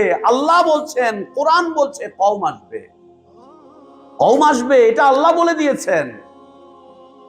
আসবে কওম, কওম আসবে। قال تحاجوني في الله وقد هدان। কওমের লোকজন এসে বলছে, এই ইব্রাহিম, কি শুরু করলা? আমরা মূর্তিরে মাবুদ বানি, আমরা তারকাকে মাবুদ বানি, আমরা ওইটাকে মাবুদ বানি, ওইটাকে মাবুদ মানি, ওইটাকে মাবুদ মানি, এই নিয়ে ঝগড়া বিবাদ। আমাদের তরিকা ছেড়ে দিলা, আমাদের মত ছেড়ে দিলা, আমাদের পথ ছেড়ে দিলা, আমাদের রাস্তা ছেড়ে দিলা, আমাদের মাযহাব ছেড়ে দিলা। ওয়াহাজ্জাহু কওমুহু, তিনি জবাব দিলেন, আতুহাজ্জুনি ফিল্লাহি ওয়া ক্বাদ হাদান, আতুহাজ্জুনি ফিল্লাহ, আল্লাহকে নিয়ে আমার সাথে ঝগড়া করতেছো? ওয়া ক্বাদ হাদান, আল্লাহ আমাকে হিদায়াত দিয়েছেন, আল্লাহ আমাকে হিদায়াত দিয়েছেন।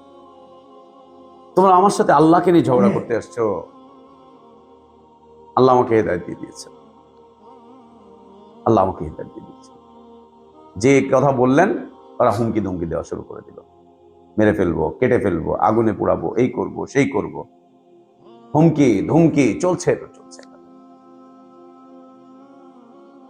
এই হুমকি ধুমকি জবাবে তিনি ওদেরকে হুমকি ধুমকি কিচ্ছু দিলেন না। তিনি সুন্দর করে একটা কথা বললেন, ওয়ালা আখাফু মা তুশরিকুনা বিহি ইল্লা আন ইয়াশা রাব্বি শাইআ, ওয়ালা আখাফ, আমি ভয় পাই না, মা তুশরিকুনা বিহি, তোমরা যেগুলোর সাথে শিরক করো, তোমাদের এই চিন্তা চেতনা নীতি আদর্শ ভয় দেখানো শুরু করলো, এটা করলে এটা হবে, ওটা করলে ওইটা হবে, ওটা করলে ওইটা হবে, তোমার সব বরবাদ হয়ে যাবে। আমি এগুলো ভয় পাই না, এগুলো বলে লাভ নাই।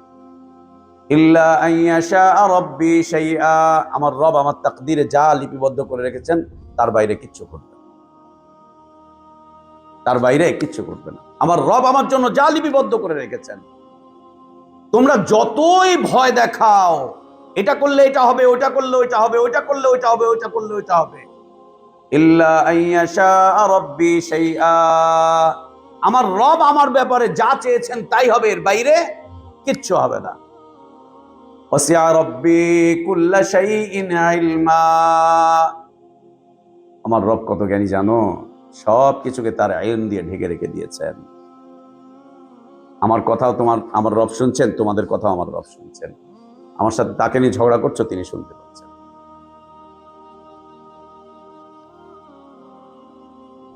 আফালা তাতাযাক্কারুন, তোমরা কি কিছু বুঝতে পারলা, কিছু উপদেশ নিতে পারলা? এরপর তার বক্তব্য আরো সুন্দর, ওয়াকাইফা আখাফু মা আশরাকতুম, তোমাদের এই শিরকি জীবন দিয়ে তোমরা আমাকে ভয় দেখাচ্ছ, এই মূর্তি আমার এই ক্ষতি করবে, ওই মূর্তি আমার ওই ক্ষতি করবে, সেই মূর্তি আমাকে এই ক্ষতি করবে। কাইফা আখাফু মা আশরাকতুম, আমি কেমনে এগুলোকে ভয় পাবো? আমার ভাগ্য উল্টে দিবে, পাল্টে দিবে, হ্যান করবে, ত্যান করবে, এগুলোকে তো আমি ভয় পাই না, কেমনে ভয় পাবো? তোমরা যেহেতু আমার আল্লাহকে ভয় পাও না, আমিও তোমাদের এই মাবুদগুলোকে ভয় পাই। তোমরা যেহেতু আল্লাহকে ভয় পাও না, আমিও তোমাদের এই মাবুদগুলোকে একটাকেও ভয় পাই। তোমরা আল্লাহকে ভয় পাও না, আল্লাহর সাথে শিরক করছো। কাইফা খাফু মা আশরাকতুম ওয়ালা তাখাফুনা আন্নাকুম আশরাকতুম বিল্লাহ মা লাম ইউনাজ্জিল বিহি সুলতানা, তোমাদের কাছে এসবকে কোনো দলিলই নাই, দলিলবিহীন এক জীবন দিয়ে তোমরা আমার ভয় দেখাও, এটা করবে, ওটা করবে, হ্যান করবে, ত্যান করবে, এই করবে, সেই করবে। জি, আপনারা মিরপুরে একটা এলাকার নাম শুনবেন, কালশির মোড়, ফ্লাইওভার হয়েছে। কালশির মোড়, এই ফ্লাইওভারের একদম পাশেই দেখবেন বিশাল একটা কবরস্থান, এই ব্রিটিশ আমলের কবরস্থান। এটা আমাদের এলাকার কালশি কবরস্থান, ব্রিটিশ আমল সবচেয়ে পুরাতন কবরস্থান এটা। এইখানে শিয়াদের অনেকগুলো কবর আছে। এখন যে রাস্তাটা, ফ্লাইওভারটা, এই ফ্লাইওভার পুরাটাই কবরের উপরে, এই পুরো কবরস্থান এখানে ছিল। এখানে বেশ কয়েকজন গাউসের, কুতুবের, আবদালের মাজার ছিল। মানুষজন মান্যত দিত, এই করতো, সেই করতো। এই রাস্তাটা বের করতে গিয়ে সিটি কর্পোরেশনকে অনেক বেগ পোহাতে হয়েছে। যেই ভাঙতে আসে মাজার পূজারীরা এসে দাঁড়ায়, যেই ভাঙতে আসে এরা এসে দাঁড়ায়, এটা ভাঙা যাবে না, এখানে বাপের কবর, এখানে এর কবর, ওখানে এর কবর, এই তোর এটা হবে, এই তোর এটা হবে। এই ভয় দেখায় দেখায় প্রায় 2 যুগ পার করে গেছে। কোনোভাবে এটাকে উদ্ধার করতে পারে না, কোনোভাবেই না। একটা পর্যায়ে গতবার যে তত্ত্বাবধায়ক সরকার আসলো 2008-এ, ওই সময় তত্ত্বাবধায়ক সরকার বললো যে এখান থেকে রাস্তা হবে, এটাকে পার করতে হবে। এরাও আয়সা পারলো না, এরাও আয়সা করতে পারলো না। সময় শেষ হয়ে করতে করতে সময় শেষ। এরপর আওয়ামী লীগ ক্ষমতায় আসলো। ক্ষমতায় আসার পরে এই রাস্তা যখন ফ্লাইওভারের ম্যাপ চলে আসলো, ফ্লাইওভারের পুরো কাজটা দিল সেনাবাহিনী। কারণ সেনাবাহিনী যখন ভাঙতে আসছে তখন এরা সব, ওই যে তরিকত ফেডারেশন সব এসে দাঁড়াইছে মাজার রক্ষার জন্য। এদের 3 দিন টাইম দিছে, তোমরা বাবা তোমাদের এটা ভাঙা নিয়ে যাও, উঠা নিয়ে যাও, এই করো ওই করো। কেউ ভাঙে না। সেনাবাহিনীর লোকজন আসছে, বলছে বাড়িতে গিয়া দেখ তোর বউ মরে গেছে, যা গিয়া দেখ তোর বউয়ের গলা দিয়ে রক্ত উঠতেছে, এই সেই। সেনাবাহিনী তো আর এগুলো কম বুঝে। ও রাইফেল নিয়ে আসছে, ট্যাঙ্ক নিয়ে আসছে, বলছে উঠাবি যাবি না দিলাম। তোর বউ মরে গেল, মরলে মরুক। একেবারে পুরা ভেকুয়াইনা পুরা সাফ করে দিয়ে পুরা রাস্তা ক্লিয়ার করে দিচ্ছে। তোমরা আল্লাহকে ভয় পাও না, তোমার এই মাজারগুলোকে আমরা ভয় পাবো? এটা কোন কথা? তোমার মূর্তিগুলোকে ভয় পাবো? তাওহীদ, ইব্রাহিম আলাইহিস সালামের বক্তব্য। তোমরা ভয় পাচ্ছ না আর আমি ভয় পাবো? তোমরা আল্লাহর সাথে শিরক করছো, আল্লাহর থেকে উপদেশ নিচ্ছ না, আর আমাকে বলছো এই করতে ওই করতে সেই করতে। বাস হুমকি দুমকি বাড়তে থাকলো। একটা পর্যায়ে ইব্রাহিম আলাইহিস সালামের ব্যাপারে সিদ্ধান্ত হলো যে ইব্রাহিমকে আগুনে ফেলে পুড়িয়ে ছাই করে ফেলবে, কোনো অস্তিত্বই রাখা যাবে না। জি, আমাদের তো মসজিদ ভাঙে, আমাদের আগুনে ফেলে নাই। মসজিদ ভাঙতে এসে 2-4 দিন ভাঙে চলে চিল্লাপাল্লা করে, তারপর ঠিকই যেটার বিরোধিতা করে ওইটাই স্থায়ী হয়ে যায়। জনগণ না দিলেও কোর্ট দিয়ে দেয়।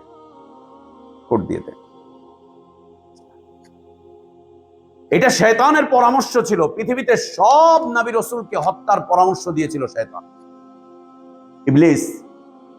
সব নবী রাসূলের ব্যাপারে ইবলিসের পরিকল্পনা এবং পরামর্শ থাকতো যে একে হত্যা করে দাও, একে হত্যা করে দাও, একে বাঁচিয়ে রেখো না, একে বাঁচিয়ে রাখলে ঝামেলা আছে, একে বাঁচিয়ে রেখো না, একে বাঁচিয়ে রাখলে ঝামেলা আছে। শয়তান এই পরিকল্পনা ইব্রাহিম আলাইহিস সালামের ব্যাপারে দিল, এই একই পরিকল্পনা নবী সাল্লাল্লাহু আলাইহি ওয়াসাল্লামের ব্যাপারে দিয়েছে, ওই একই পরিকল্পনা ইব্রাহিম আলাইহিস সালামের ব্যাপারে দিয়েছে, ওই একই পরিকল্পনা মুসা আলাইহিস সালামের ব্যাপারে দিয়েছে। শয়তান ইব্রাহিম আলাইহিস সালামের ব্যাপারে সিদ্ধান্ত হয়ে গেল যে একে আগুনে ফেলে দাও। তিনি জবাব দিলেন, ইল্লা আন ইয়াশা রাব্বি শাইআ, আমার রব যা চাইবেন তাই হবে, এর বাইরে কিচ্ছু হবে না। নীরব শান্ত প্রকৃতির ইব্রাহিম আলাইহিস সালাম। ইব্রাহিম আলাইহিস সালাম কিন্তু খুব শান্ত প্রকৃতির মানুষ ছিলেন, খুব শান্ত, খুব নীরব একজন মানুষ ছিলেন ইব্রাহিম আলাইহিস সালাম, অনেক নীরব। ওরা সিদ্ধান্ত করছে ইব্রাহিম আলাইহিস সালাম খুব শান্ত প্রকৃতির, উনি খালি জবাব দিলেন ইল্লা আন ইয়াশা রাব্বি শাইআ, আমার রব আমার ব্যাপারে যা সিদ্ধান্ত করেছেন, যা বলেছেন তাই হবে, এর বাইরে কিচ্ছু হবে, এর বাইরে কিচ্ছু না। ওরা সিদ্ধান্ত করে ফেললো ইব্রাহিম আলাইহিস সালামকে আগুনে পুড়িয়ে হত্যা করার। এই জন্য অনেক লাকড়ি এনে তারা জমা করলো, অনেকগুলো দিন যাবত অনেক লাকড়িকে একসাথে জমা করলো, যাতে এটা ইতিহাস হয়ে থাকে যে পৃথিবীতে এত বড় চুল্লি বা এত বড় আগুনের স্তূপ পৃথিবী আর দেখে নাই। দৃষ্টান্তমূলক শাস্তি শয়তান শিখিয়ে দিল, দৃষ্টান্তমূলক একটা ইতিহাস তৈরি করতে হবে। অনেকগুলো দিন যাবত একসাথে লাকড়ি জমা করতে অনেক লাকড়ি হয়ে গেল, সব ইব্রাহিম আলাইহিস সালামের চোখের সামনে হচ্ছে। আর তিনিও বলছেন ওসিয়া রব্বি কুল্লা শাইইন ইলমা, তোমরা যা করছো আমার রব সব জানেন, আমার রব সব জানেন, যা করছো আমার রব সব জানেন, সব জানছেন, সব দেখছেন আমার রব। তোমরা আমার রবের দৃষ্টির বাইরে, ইলমের বাইরে যেতেই পারবে না। এরপরে তারা আগুন জ্বালিয়ে দিল, আগুন দাউ দাউ করে জ্বলছে। ইব্রাহিম আলাইহিস সালামের এই হাতে পিছন মুড়া করে বাঁধলো, পিছন মুড়া করে হাত বাঁধলো, পাটাকে এভাবে করে ভাঁজ করে বেঁধে দিল। বেঁধে ইব্রাহিম আলাইহিস সালামকে একটা তারা যন্ত্রের মধ্যে উঠালো, যন্ত্র ক্ষেপণাস্ত্রের মতো, যেমন ক্ষেপণাস্ত্র ছুঁড়ে মারে না, রকেট ছুঁড়ে মারে এক জায়গা থেকে অনেক দূরে চলে যায়, কয়েক কিলোমিটার, কয়েকশো কিলোমিটার, এখন তো কয়েক হাজার কিলোমিটারের। এইরকমই একটা কিছু তীরের মতো মিনজানিক বলা হয়। সেই সময় যে বিষয়টা ছিল ক্ষেপণাস্ত্রের মধ্যে, আপনার বিশাল করে ওরা উঁচু করে একটা ফ্রেম বানাতো, বানিয়ে এরপরে এটাকে পাটাতনের মধ্যে রাখতো, এই জায়গাটাতে বসাতো আর ওদিক থেকে ব্যাস এটাতে এইভাবে ধাক্কা মারতো, তো ওটা ওদিক থেকে পড়তো। অনেক দূর থেকে ইব্রাহিম আলাইহিস সালাতু ওয়াস সালামকে এইভাবে ছুঁড়ে আগুনের মধ্যে মারা হয়েছে, কারণ আগুনের তাপ চতুর্দিকে একদম পুরা এলাকায়। মেরে দিয়ে তারা নিশ্চিন্ত যে ইব্রাহিম আলাইহিস সালাতু ওয়াস সালাম ভিতরে পুড়ে শেষ। এই পরিমাণ আগুন জ্বালানো হয়েছে যে ইব্রাহিম বাঁচতে পারবে না, কোনোভাবেই না, কোনোভাবে। ইব্রাহিম আলাইহিস সালাতু ওয়াস সালামের ব্যাপারে যখন এই সিদ্ধান্ত করে ফেললো, তাকে যখন ফেলা হচ্ছে, তিনি বলছেন হাসবি আল্লাহু লা ইলাহা ইল্লাহু আলাইহি তাওয়াক্কালতু ওয়া হুয়া রাব্বুল আরশিল আযীম। পৃথিবীতে আমার পক্ষে কেউ নেই, কিন্তু আমার আল্লাহ আমার একার জন্য যথেষ্ট। কেউ ছিল না ইব্রাহিম আলাইহিস সালামের ব্যাপারে, একটা লোক তার পক্ষে এসে দাঁড়ায় না, একটা লোক না, একটা লোক না। মানবতাবাদী একটা মানুষ ছিল না, মানবতার বোধ সম্পন্ন একটা মানুষও ছিল না, এমনকি তার বাপও না, তার মাও না, তার ভাইও না, তার বোনও না, একটা লোক তার পক্ষে দাঁড়ায়নি। দেখেন তো কি অবস্থা। আজকে তো আমাদের পক্ষে কেউ না কেউ এসে দাঁড়ায়, কেউ না কেউ। অনেক সময় দেখা গেছে যে মুসলিমরা বাদ দিয়ে দিয়েছে, মুসলিমদের পক্ষে কখনো কখনো অমুসলিমরাও এসে দাঁড়ায়, অমুসলিমরাও মুসলিমদের পক্ষে এসে।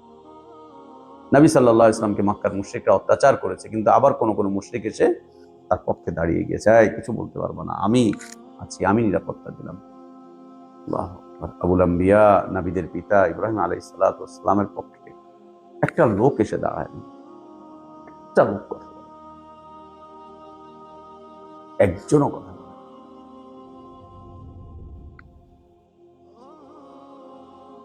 এখন কেউ তার পক্ষে কথা বলছে না। একটু দৃশ্যটা দেখেন তো, দাউ দাউ করে আগুন জ্বলছে, একজন আসামিকে সবাই নিয়ে খেলতামাশা করছে, তার পক্ষে কেউ কথা বলতেছে না, তাকাচ্ছেন সবার, নিজের মাও না, নিজের বাপও না, নিজের কেউ না, তাকে দেখেন ওটা অসহায়ত্ব। কিন্তু এই ধরনের অসহায়ত্ব নবী রাসূলদেরকে কখনো বিরাস করেনি। তিনি বলে উঠলেন, কেউ নাই, হাসবি আল্লাহ, আমার আল্লাহ আমার জন্য যথেষ্ট, আমার আল্লাহ আমার জন্য যথেষ্ট। লা ইলাহা ইল্লাহু, তিনি ছাড়া সত্য মাবুদ আর কেউ নেই। আলাইহি তাওয়াক্কালতু, আমি আল্লাহর উপরে ঈমান এনেছি, কার উপরে তাওয়াক্কুল করে না, তার উপরেই তাওয়াক্কুল করেছি। ওয়া হুয়া রাব্বুল আরশিল আযীম, পৃথিবীর এই রাজা বাদশার কতটুকুর মালিক, তিনি আরশে আজিমের রব। এর আর কতটুকু? আরশে আজিমের রব মানে সুবহানাল্লাহ। আল্লাহ নবী সাল্লাল্লাহু আলাইহি সাল্লাম, বুখারীর এক চমৎকার হাদিস, নবী সাল্লাল্লাহু আলাইহি সাল্লাম আল্লাহর আরশের পরিচয় দিয়েছেন, আল্লাহর কুরসির পরিচয় দিয়েছেন, আরশের পরিচয় দিয়েছেন, কুরসির পরিচয় দিয়েছেন নবী সাল্লাল্লাহু আলাইহি সাল্লাম। আল্লাহ নবী সাল্লাল্লাহু আলাইহি সাল্লাম বলছেন যে পুরো আসমান এবং জমিন, পুরো আসমান এবং জমিন আল্লাহর আরশের কাছে বিশাল মরুভূমিতে পড়ে থাকা একটা আংটির মতো। বিশাল মরুভূমি, আমরা তো বাংলাদেশে মরুভূমি দেখি নাই, সৌদি আরবে মরুভূমি দেখা যায়, ভাই দেখছি, আমরা দেখছি বিশাল মরুভূমি, চতুর্দিকে ধুধু বালু আর বালু, কোথাও কোনো ঘর বাড়ি কিচ্ছু দেখা যায় না, কিচ্ছু দেখা যায় না। 2000 সালে যখন সৌদি আরবে গেলাম, প্রথম উমরা করতে যাচ্ছি, তো রিয়াদের পর পর তায়েফের আগে আগে আল জুলম একটা এলাকা আছে, আল জুলম এলাকার নাম। এই আল জুলমের দিকে যখন পার হচ্ছি, তখন আমার নিজেরই ভয় লাগছে, যে কোথাও কোনো বাড়ি ঘর কিচ্ছু নাই, চতুর্দিকে কিচ্ছু দেখা যায় না, শত শত মাইল এইভাবে। নবী সাল্লাল্লাহু আলাইহি ওয়াসাল্লাম বলছেন, বিশাল মরুভূমিতে যদি একটা আংটি পড়ে থাকে, এই মরুভূমির এই বিশালত্বের কাছে আংটিটা যেমন পুরো আসমান এবং জমিন, পুরো কায়নাত আল্লাহর আরশের কাছে ঠিক থাকে। ইব্রাহিম সাল্লাল্লাহু আলাইহি ওয়াসাল্লাম বলছেন, আমি কার উপরে তাওয়াক্কুল করি জানো? ওয়া হুয়া রাব্বুল আরশিল আযীম, তার আরশের কাছে পুরো পৃথিবী একটা আংটির মতো, তার উপরে আমি তাওয়াক্কুল করি। কারোর সাথে কিচ্ছু বলছেন না, ধরে ফেলে দিলেন আগুনের মধ্যে, ফেলে দেওয়া হলো তাকে আগুনের মধ্যে। যে আগুনের মধ্যে ফেলে দেওয়া হলো, আল্লাহ তাবারক ওয়া তাআলা তার রুবুবিয়্যাতের প্রকাশ ঘটানো শুরু করলেন। রুবুবিয়্যাতের প্রকাশ, আল্লাহর কুওয়াতের প্রকাশ আল্লাহ তাবারক ওয়া তাআলা ঘটালেন পৃথিবীর মানুষকে হতবাক করে দেওয়ার জন্য। একেই তো মুআজিজা বলে, নবীদের মুআজিজা তো এটাই। পৃথিবীর মানুষ হতবাক হয়ে যায়। তার রুবুবিয়াতের প্রকাশ ঘটালেন। ওরা আগুনে ফেলে দিয়েছে, ওরা নিশ্চিত ইব্রাহিম শেষ, ইব্রাহিম শেষ, মুহূর্তের মধ্যে শেষ হয়ে যাবে। একটা মানুষকে ধরে যদি ইটের ভাটার মধ্যে ঢুকিয়ে দেওয়া হয়, কয় মিনিট লাগবে ভাই? কয় মিনিট লাগবে? ইটের ভাটার মধ্যে ঢুকিয়ে দিলে কিচ্ছু খুঁজে পাওয়া যাবে না কয়েক মিনিট পরে। কাপড় চোপড় তো না, ওর হাড্ডি গুড্ডি কিচ্ছু পাওয়া যাবে। এইরকমই একটা আগুনের চুল্লির মধ্যে তাকে ফেলে দেওয়া হয়েছে। ওরা নিশ্চিত ইব্রাহিম শেষ। ওদের চিন্তা যেখানে শেষ, আল্লাহর আদেশ সেখান থেকে শুরু।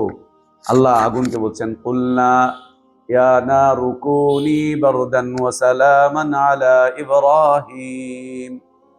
আমি আগুনকে বললাম, এই আগুন ইব্রাহিমের জন্য প্রশান্তিদায়ক, ঠান্ডা হয়ে যাও, আমার ইব্রাহিমের যাতে কোনো কষ্ট না হয়। আল্লাহ তার কোনো বান্দার কষ্ট আল্লাহ পছন্দ করেন না। আল্লাহ তার কোনো মুমিন বান্দাকে কষ্ট দিতে চান না। আপনি বিশ্বাস করেন, দুনিয়াতে দারিদ্রতা এটা আপনার কষ্ট না। দুনিয়াতে আপনাকে এই সব বলছে, এগুলো আল্লাহ আপনাকে কষ্ট হিসাবে দেননি। এটা আপনার ইমতিহান, এটা আপনার পরীক্ষা মাত্র, আর কিচ্ছু না। এটা আপনার ইমতিহান, এটা আপনার পরীক্ষা মাত্র।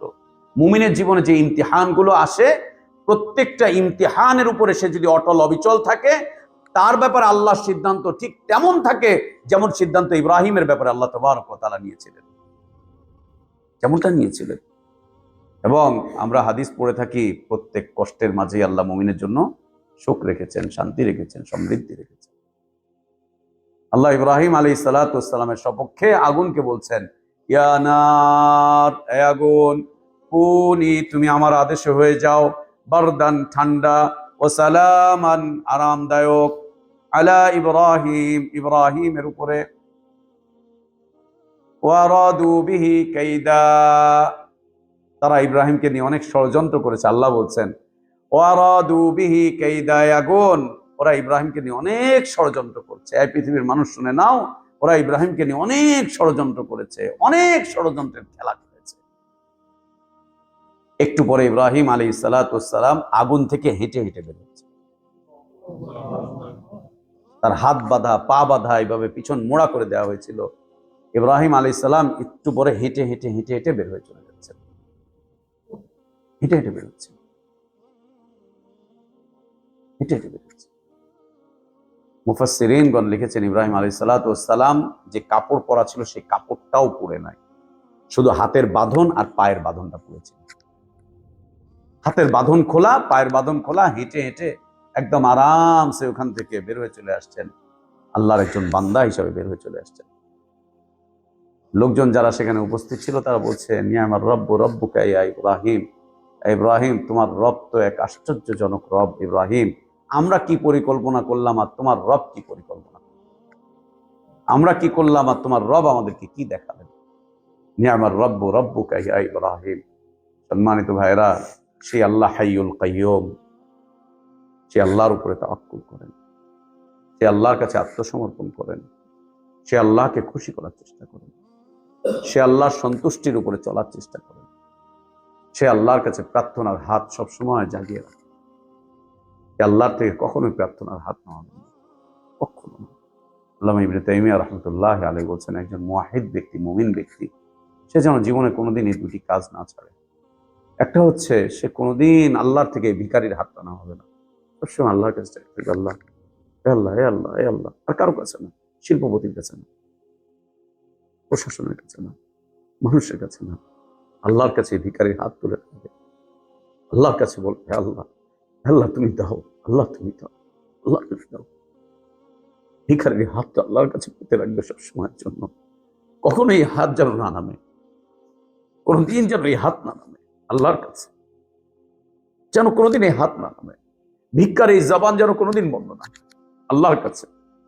ভিক্ষার এই জবান যেন কোনোদিন বন্ধ না হয়, কোনোদিন বন্ধ না হয়, কোনোদিন, কোনোদিন না। আল্লাহকে চাইতে থাকেন, বলতে থাকেন, আল্লাহ দয়া করে যেহেতু দিন দিয়েছ, আল্লাহ গুমরা বানিও না, আল্লাহ অন্তরটাকে আর বন্ধ করো না, অন্তরটাকে আর বাঁকা করো না, আল্লাহ অন্তরকে আর বিচ্ছিন্ন করো না, অন্তরকে আর তুমি বিপথে নিও না, আর নিও না।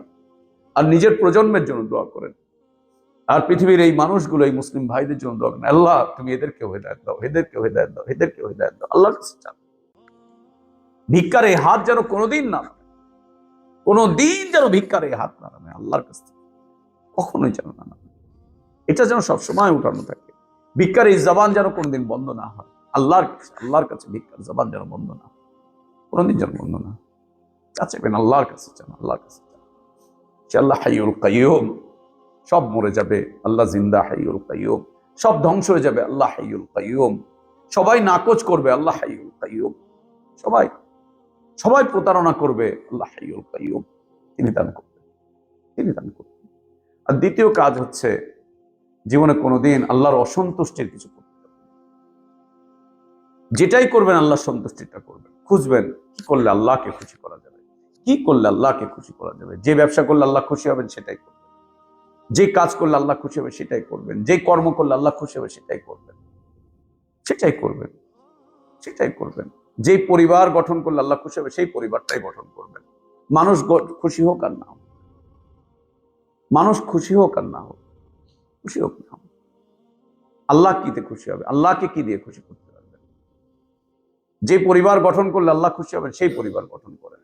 বাচ্চাদেরকে যে লেখাপড়া করালে আল্লাহ খুশি হবেন সেটাই লেখাপড়া করেন। বাচ্চাকে খুশি করার জন্যও বাচ্চাকে কিছু দিবেন না। বাচ্চার জন্য যা করবেন সব আল্লাহকে খুশি করার জন্য করবেন। ওয়াইফের জন্য যা করবেন সব আল্লাহকে খুশি করার জন্য করবেন, আল্লাহকে খুশি করার জন্য করবেন। এর বাইরে না, এর বাইরে, এর বাইরে। উপস্থিত লোকজন বলা শুরু করলো, নিয়ামার রব্বু রব্বুকা ইয়া ইব্রাহিম। ইব্রাহিম, তোমার রব তো আশ্চর্যজনক রব। আমরা কি চিন্তা করলাম, আমরা কি পরিকল্পনা করলাম, আর তোমার রব কি পরিকল্পনা করলেন। দেখেন, ইব্রাহিম আলাইহিস সালাতু ওয়াস সালামের ব্যাপারে আল্লাহ বলছেন ওয়ারাদু বিহি কাইদা।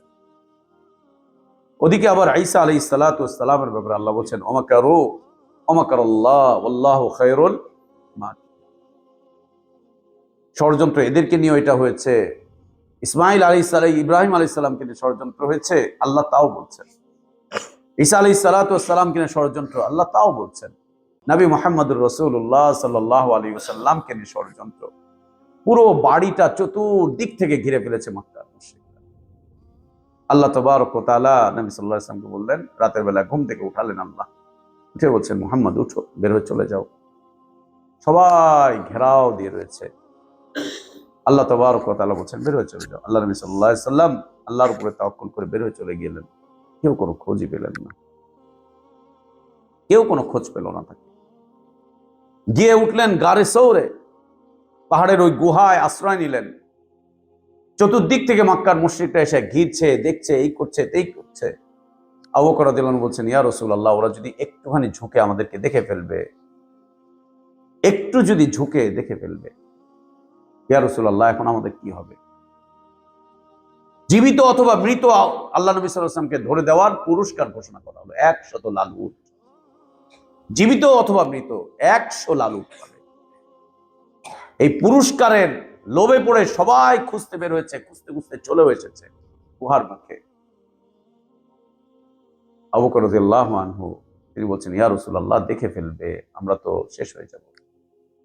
আল্লাহ নবী সাল্লাল্লাহু আলাইহি ওয়াসাল্লাম বলছেন যে ভয় পেতে যেও না, লা তাহসান ইন্নাল্লাহা মা'ানা। আবু বকর, ভয় পেতে যেও না, আল্লাহ আছেন আমাদের সাথে, আল্লাহ আছেন আমাদের সাথে। আমরা এখানে দুইজন না, আমাদের তৃতীয় জন হচ্ছেন আল্লাহ সুবহানাহু, আল্লাহ সুবহানাহু।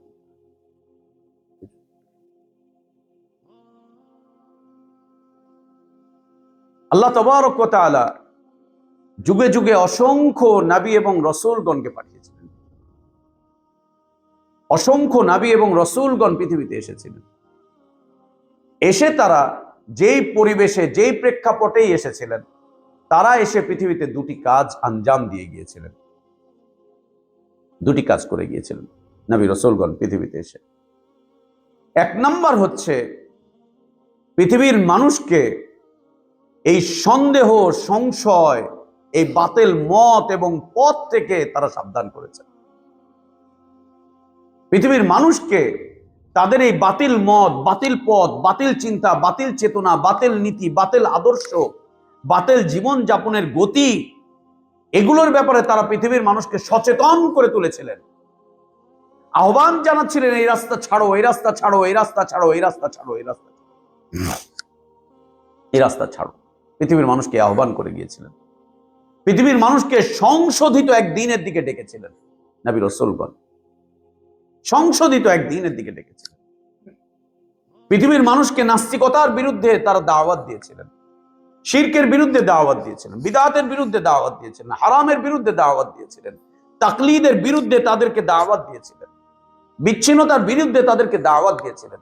এক সংস্কার ধর্মী দ্বীনের দিশা পৃথিবীর মানুষের কাছে তারা দেওয়ার চেষ্টা করেছেন। পৃথিবীর মানুষকে এক সংস্কার ধর্মী দ্বীনের দিকে তারা ডেকেছে, একটা সংস্কারের দিকে, একটা সংস্কারের দিকে, একটা সংস্কারের দিকে। যে আলেমের জীবনে সংস্কার নাই সে আলেম মানহাজি আলেম না। যে আলেমের দাওয়াতে, তার তারবিয়াতে, তার তালিমে, তার খুতবায় সংস্কার থাকে না, ওই আলেম আলেম না, মানহাজি আলেম না। সে ব্যবসায়ী, সে ধান্দাবাজ, সে ধান্দাবাজ। আল্লাহ যাদেরকে কোরআন এবং সুন্নাহ দিয়েছেন তাদের জীবনের টার্গেট এটা, সংশোধন করব, হয় মরবো অথবা সংশোধন। যদি মরে যাই শাহাদাত পাবো, আর যদি বেঁচে থাকি ইজ্জতের জীবন। সংস্কার করবো, সংস্কার থেকে বিরত থাকা যায়। এক মুহূর্তের জন্য একজন আলেম সংস্কার থেকে বিরত থাকতে পারবে যদি সে আলিম হয়ে থাকে, যদি আলেম হয়ে থাকে, যদি আলেম হয়ে থাকে সংস্কার থেকে বিরত থাকতে হবে। নবী রাসূলগণ যা করেছেন তাই করতে হবে। দ্বীনের উপরে যে প্রলেপ, দ্বীনের উপরে যে ময়লা, দ্বীনের উপরে যে আবর্জনা, আদর্শ যেভাবে যেখানে গিয়ে নষ্ট হয়েছে, চিন্তা যেখানে নষ্ট, নীতি যেখানে নষ্ট, আখলাক যেখানে গিয়ে নষ্ট হয়েছে, সেখানেই হচ্ছে উলামাদের কাজ। সেখানেও উলামাদের কাজ। উলামাদের কাজ ওই রাস্তা মেরামত করা না। উলামাদের কাজ ওই মানুষের ব্যবসা বাণিজ্য তাদেরকে ঠিকঠাক করে দেওয়া না। উলামাদের কাজ ওই দল দলীয়তা সংগঠন তৈরি করা না। উলামাদের কাজ ওই শিল্প ব্যবসা বাণিজ্য গুলো দেখা না। মানুষের অর্থনীতির উন্নতি দেখা এটা উলামাদের কাজ না। উলামাদের কাজ এটা না। মানুষের অর্থনীতি দেখবে, মানুষের ওই দেখবে, সেই দেখবে, সবকিছু একটা জায়গাতে আসবে, সবকিছু একটা, আমি দেখছি সবকিছু একটা জায়গাতে আসবে, সবকিছু একটা জায়গাতে। এটা হচ্ছে সংস্কার, সংস্কার, সংস্কার, সংস্কার। এই আমাদের এই রাষ্ট্র সংস্কারের মতো, রাষ্ট্র সংস্কারের মতো না। হিন্দু এসে বলে সংস্কার করো, খ্রিস্টান বলে সংস্কার করো, নাস্তিক বলে সংস্কার করো, হ্যাঁ, ধর্মনিরপেক্ষ বলে সংস্কার করো, জাতীয়তাবাদ বলে সংস্কার করো, ওখানে আবার আহলে হাদিস ঢুকে মাথায় বলছে সংস্কার করো। এটা কি আমাদের রাজনীতিতে ইসলামী বদমাইশি সব। নবী রাসূলগণের এটা প্রথম কাজ ছিল, উম্মার ইসলাহ করো, উম্মাকে সংশোধন করো, উম্মাকে সংশোধিত এক পথের দিকে নিয়ে যাও।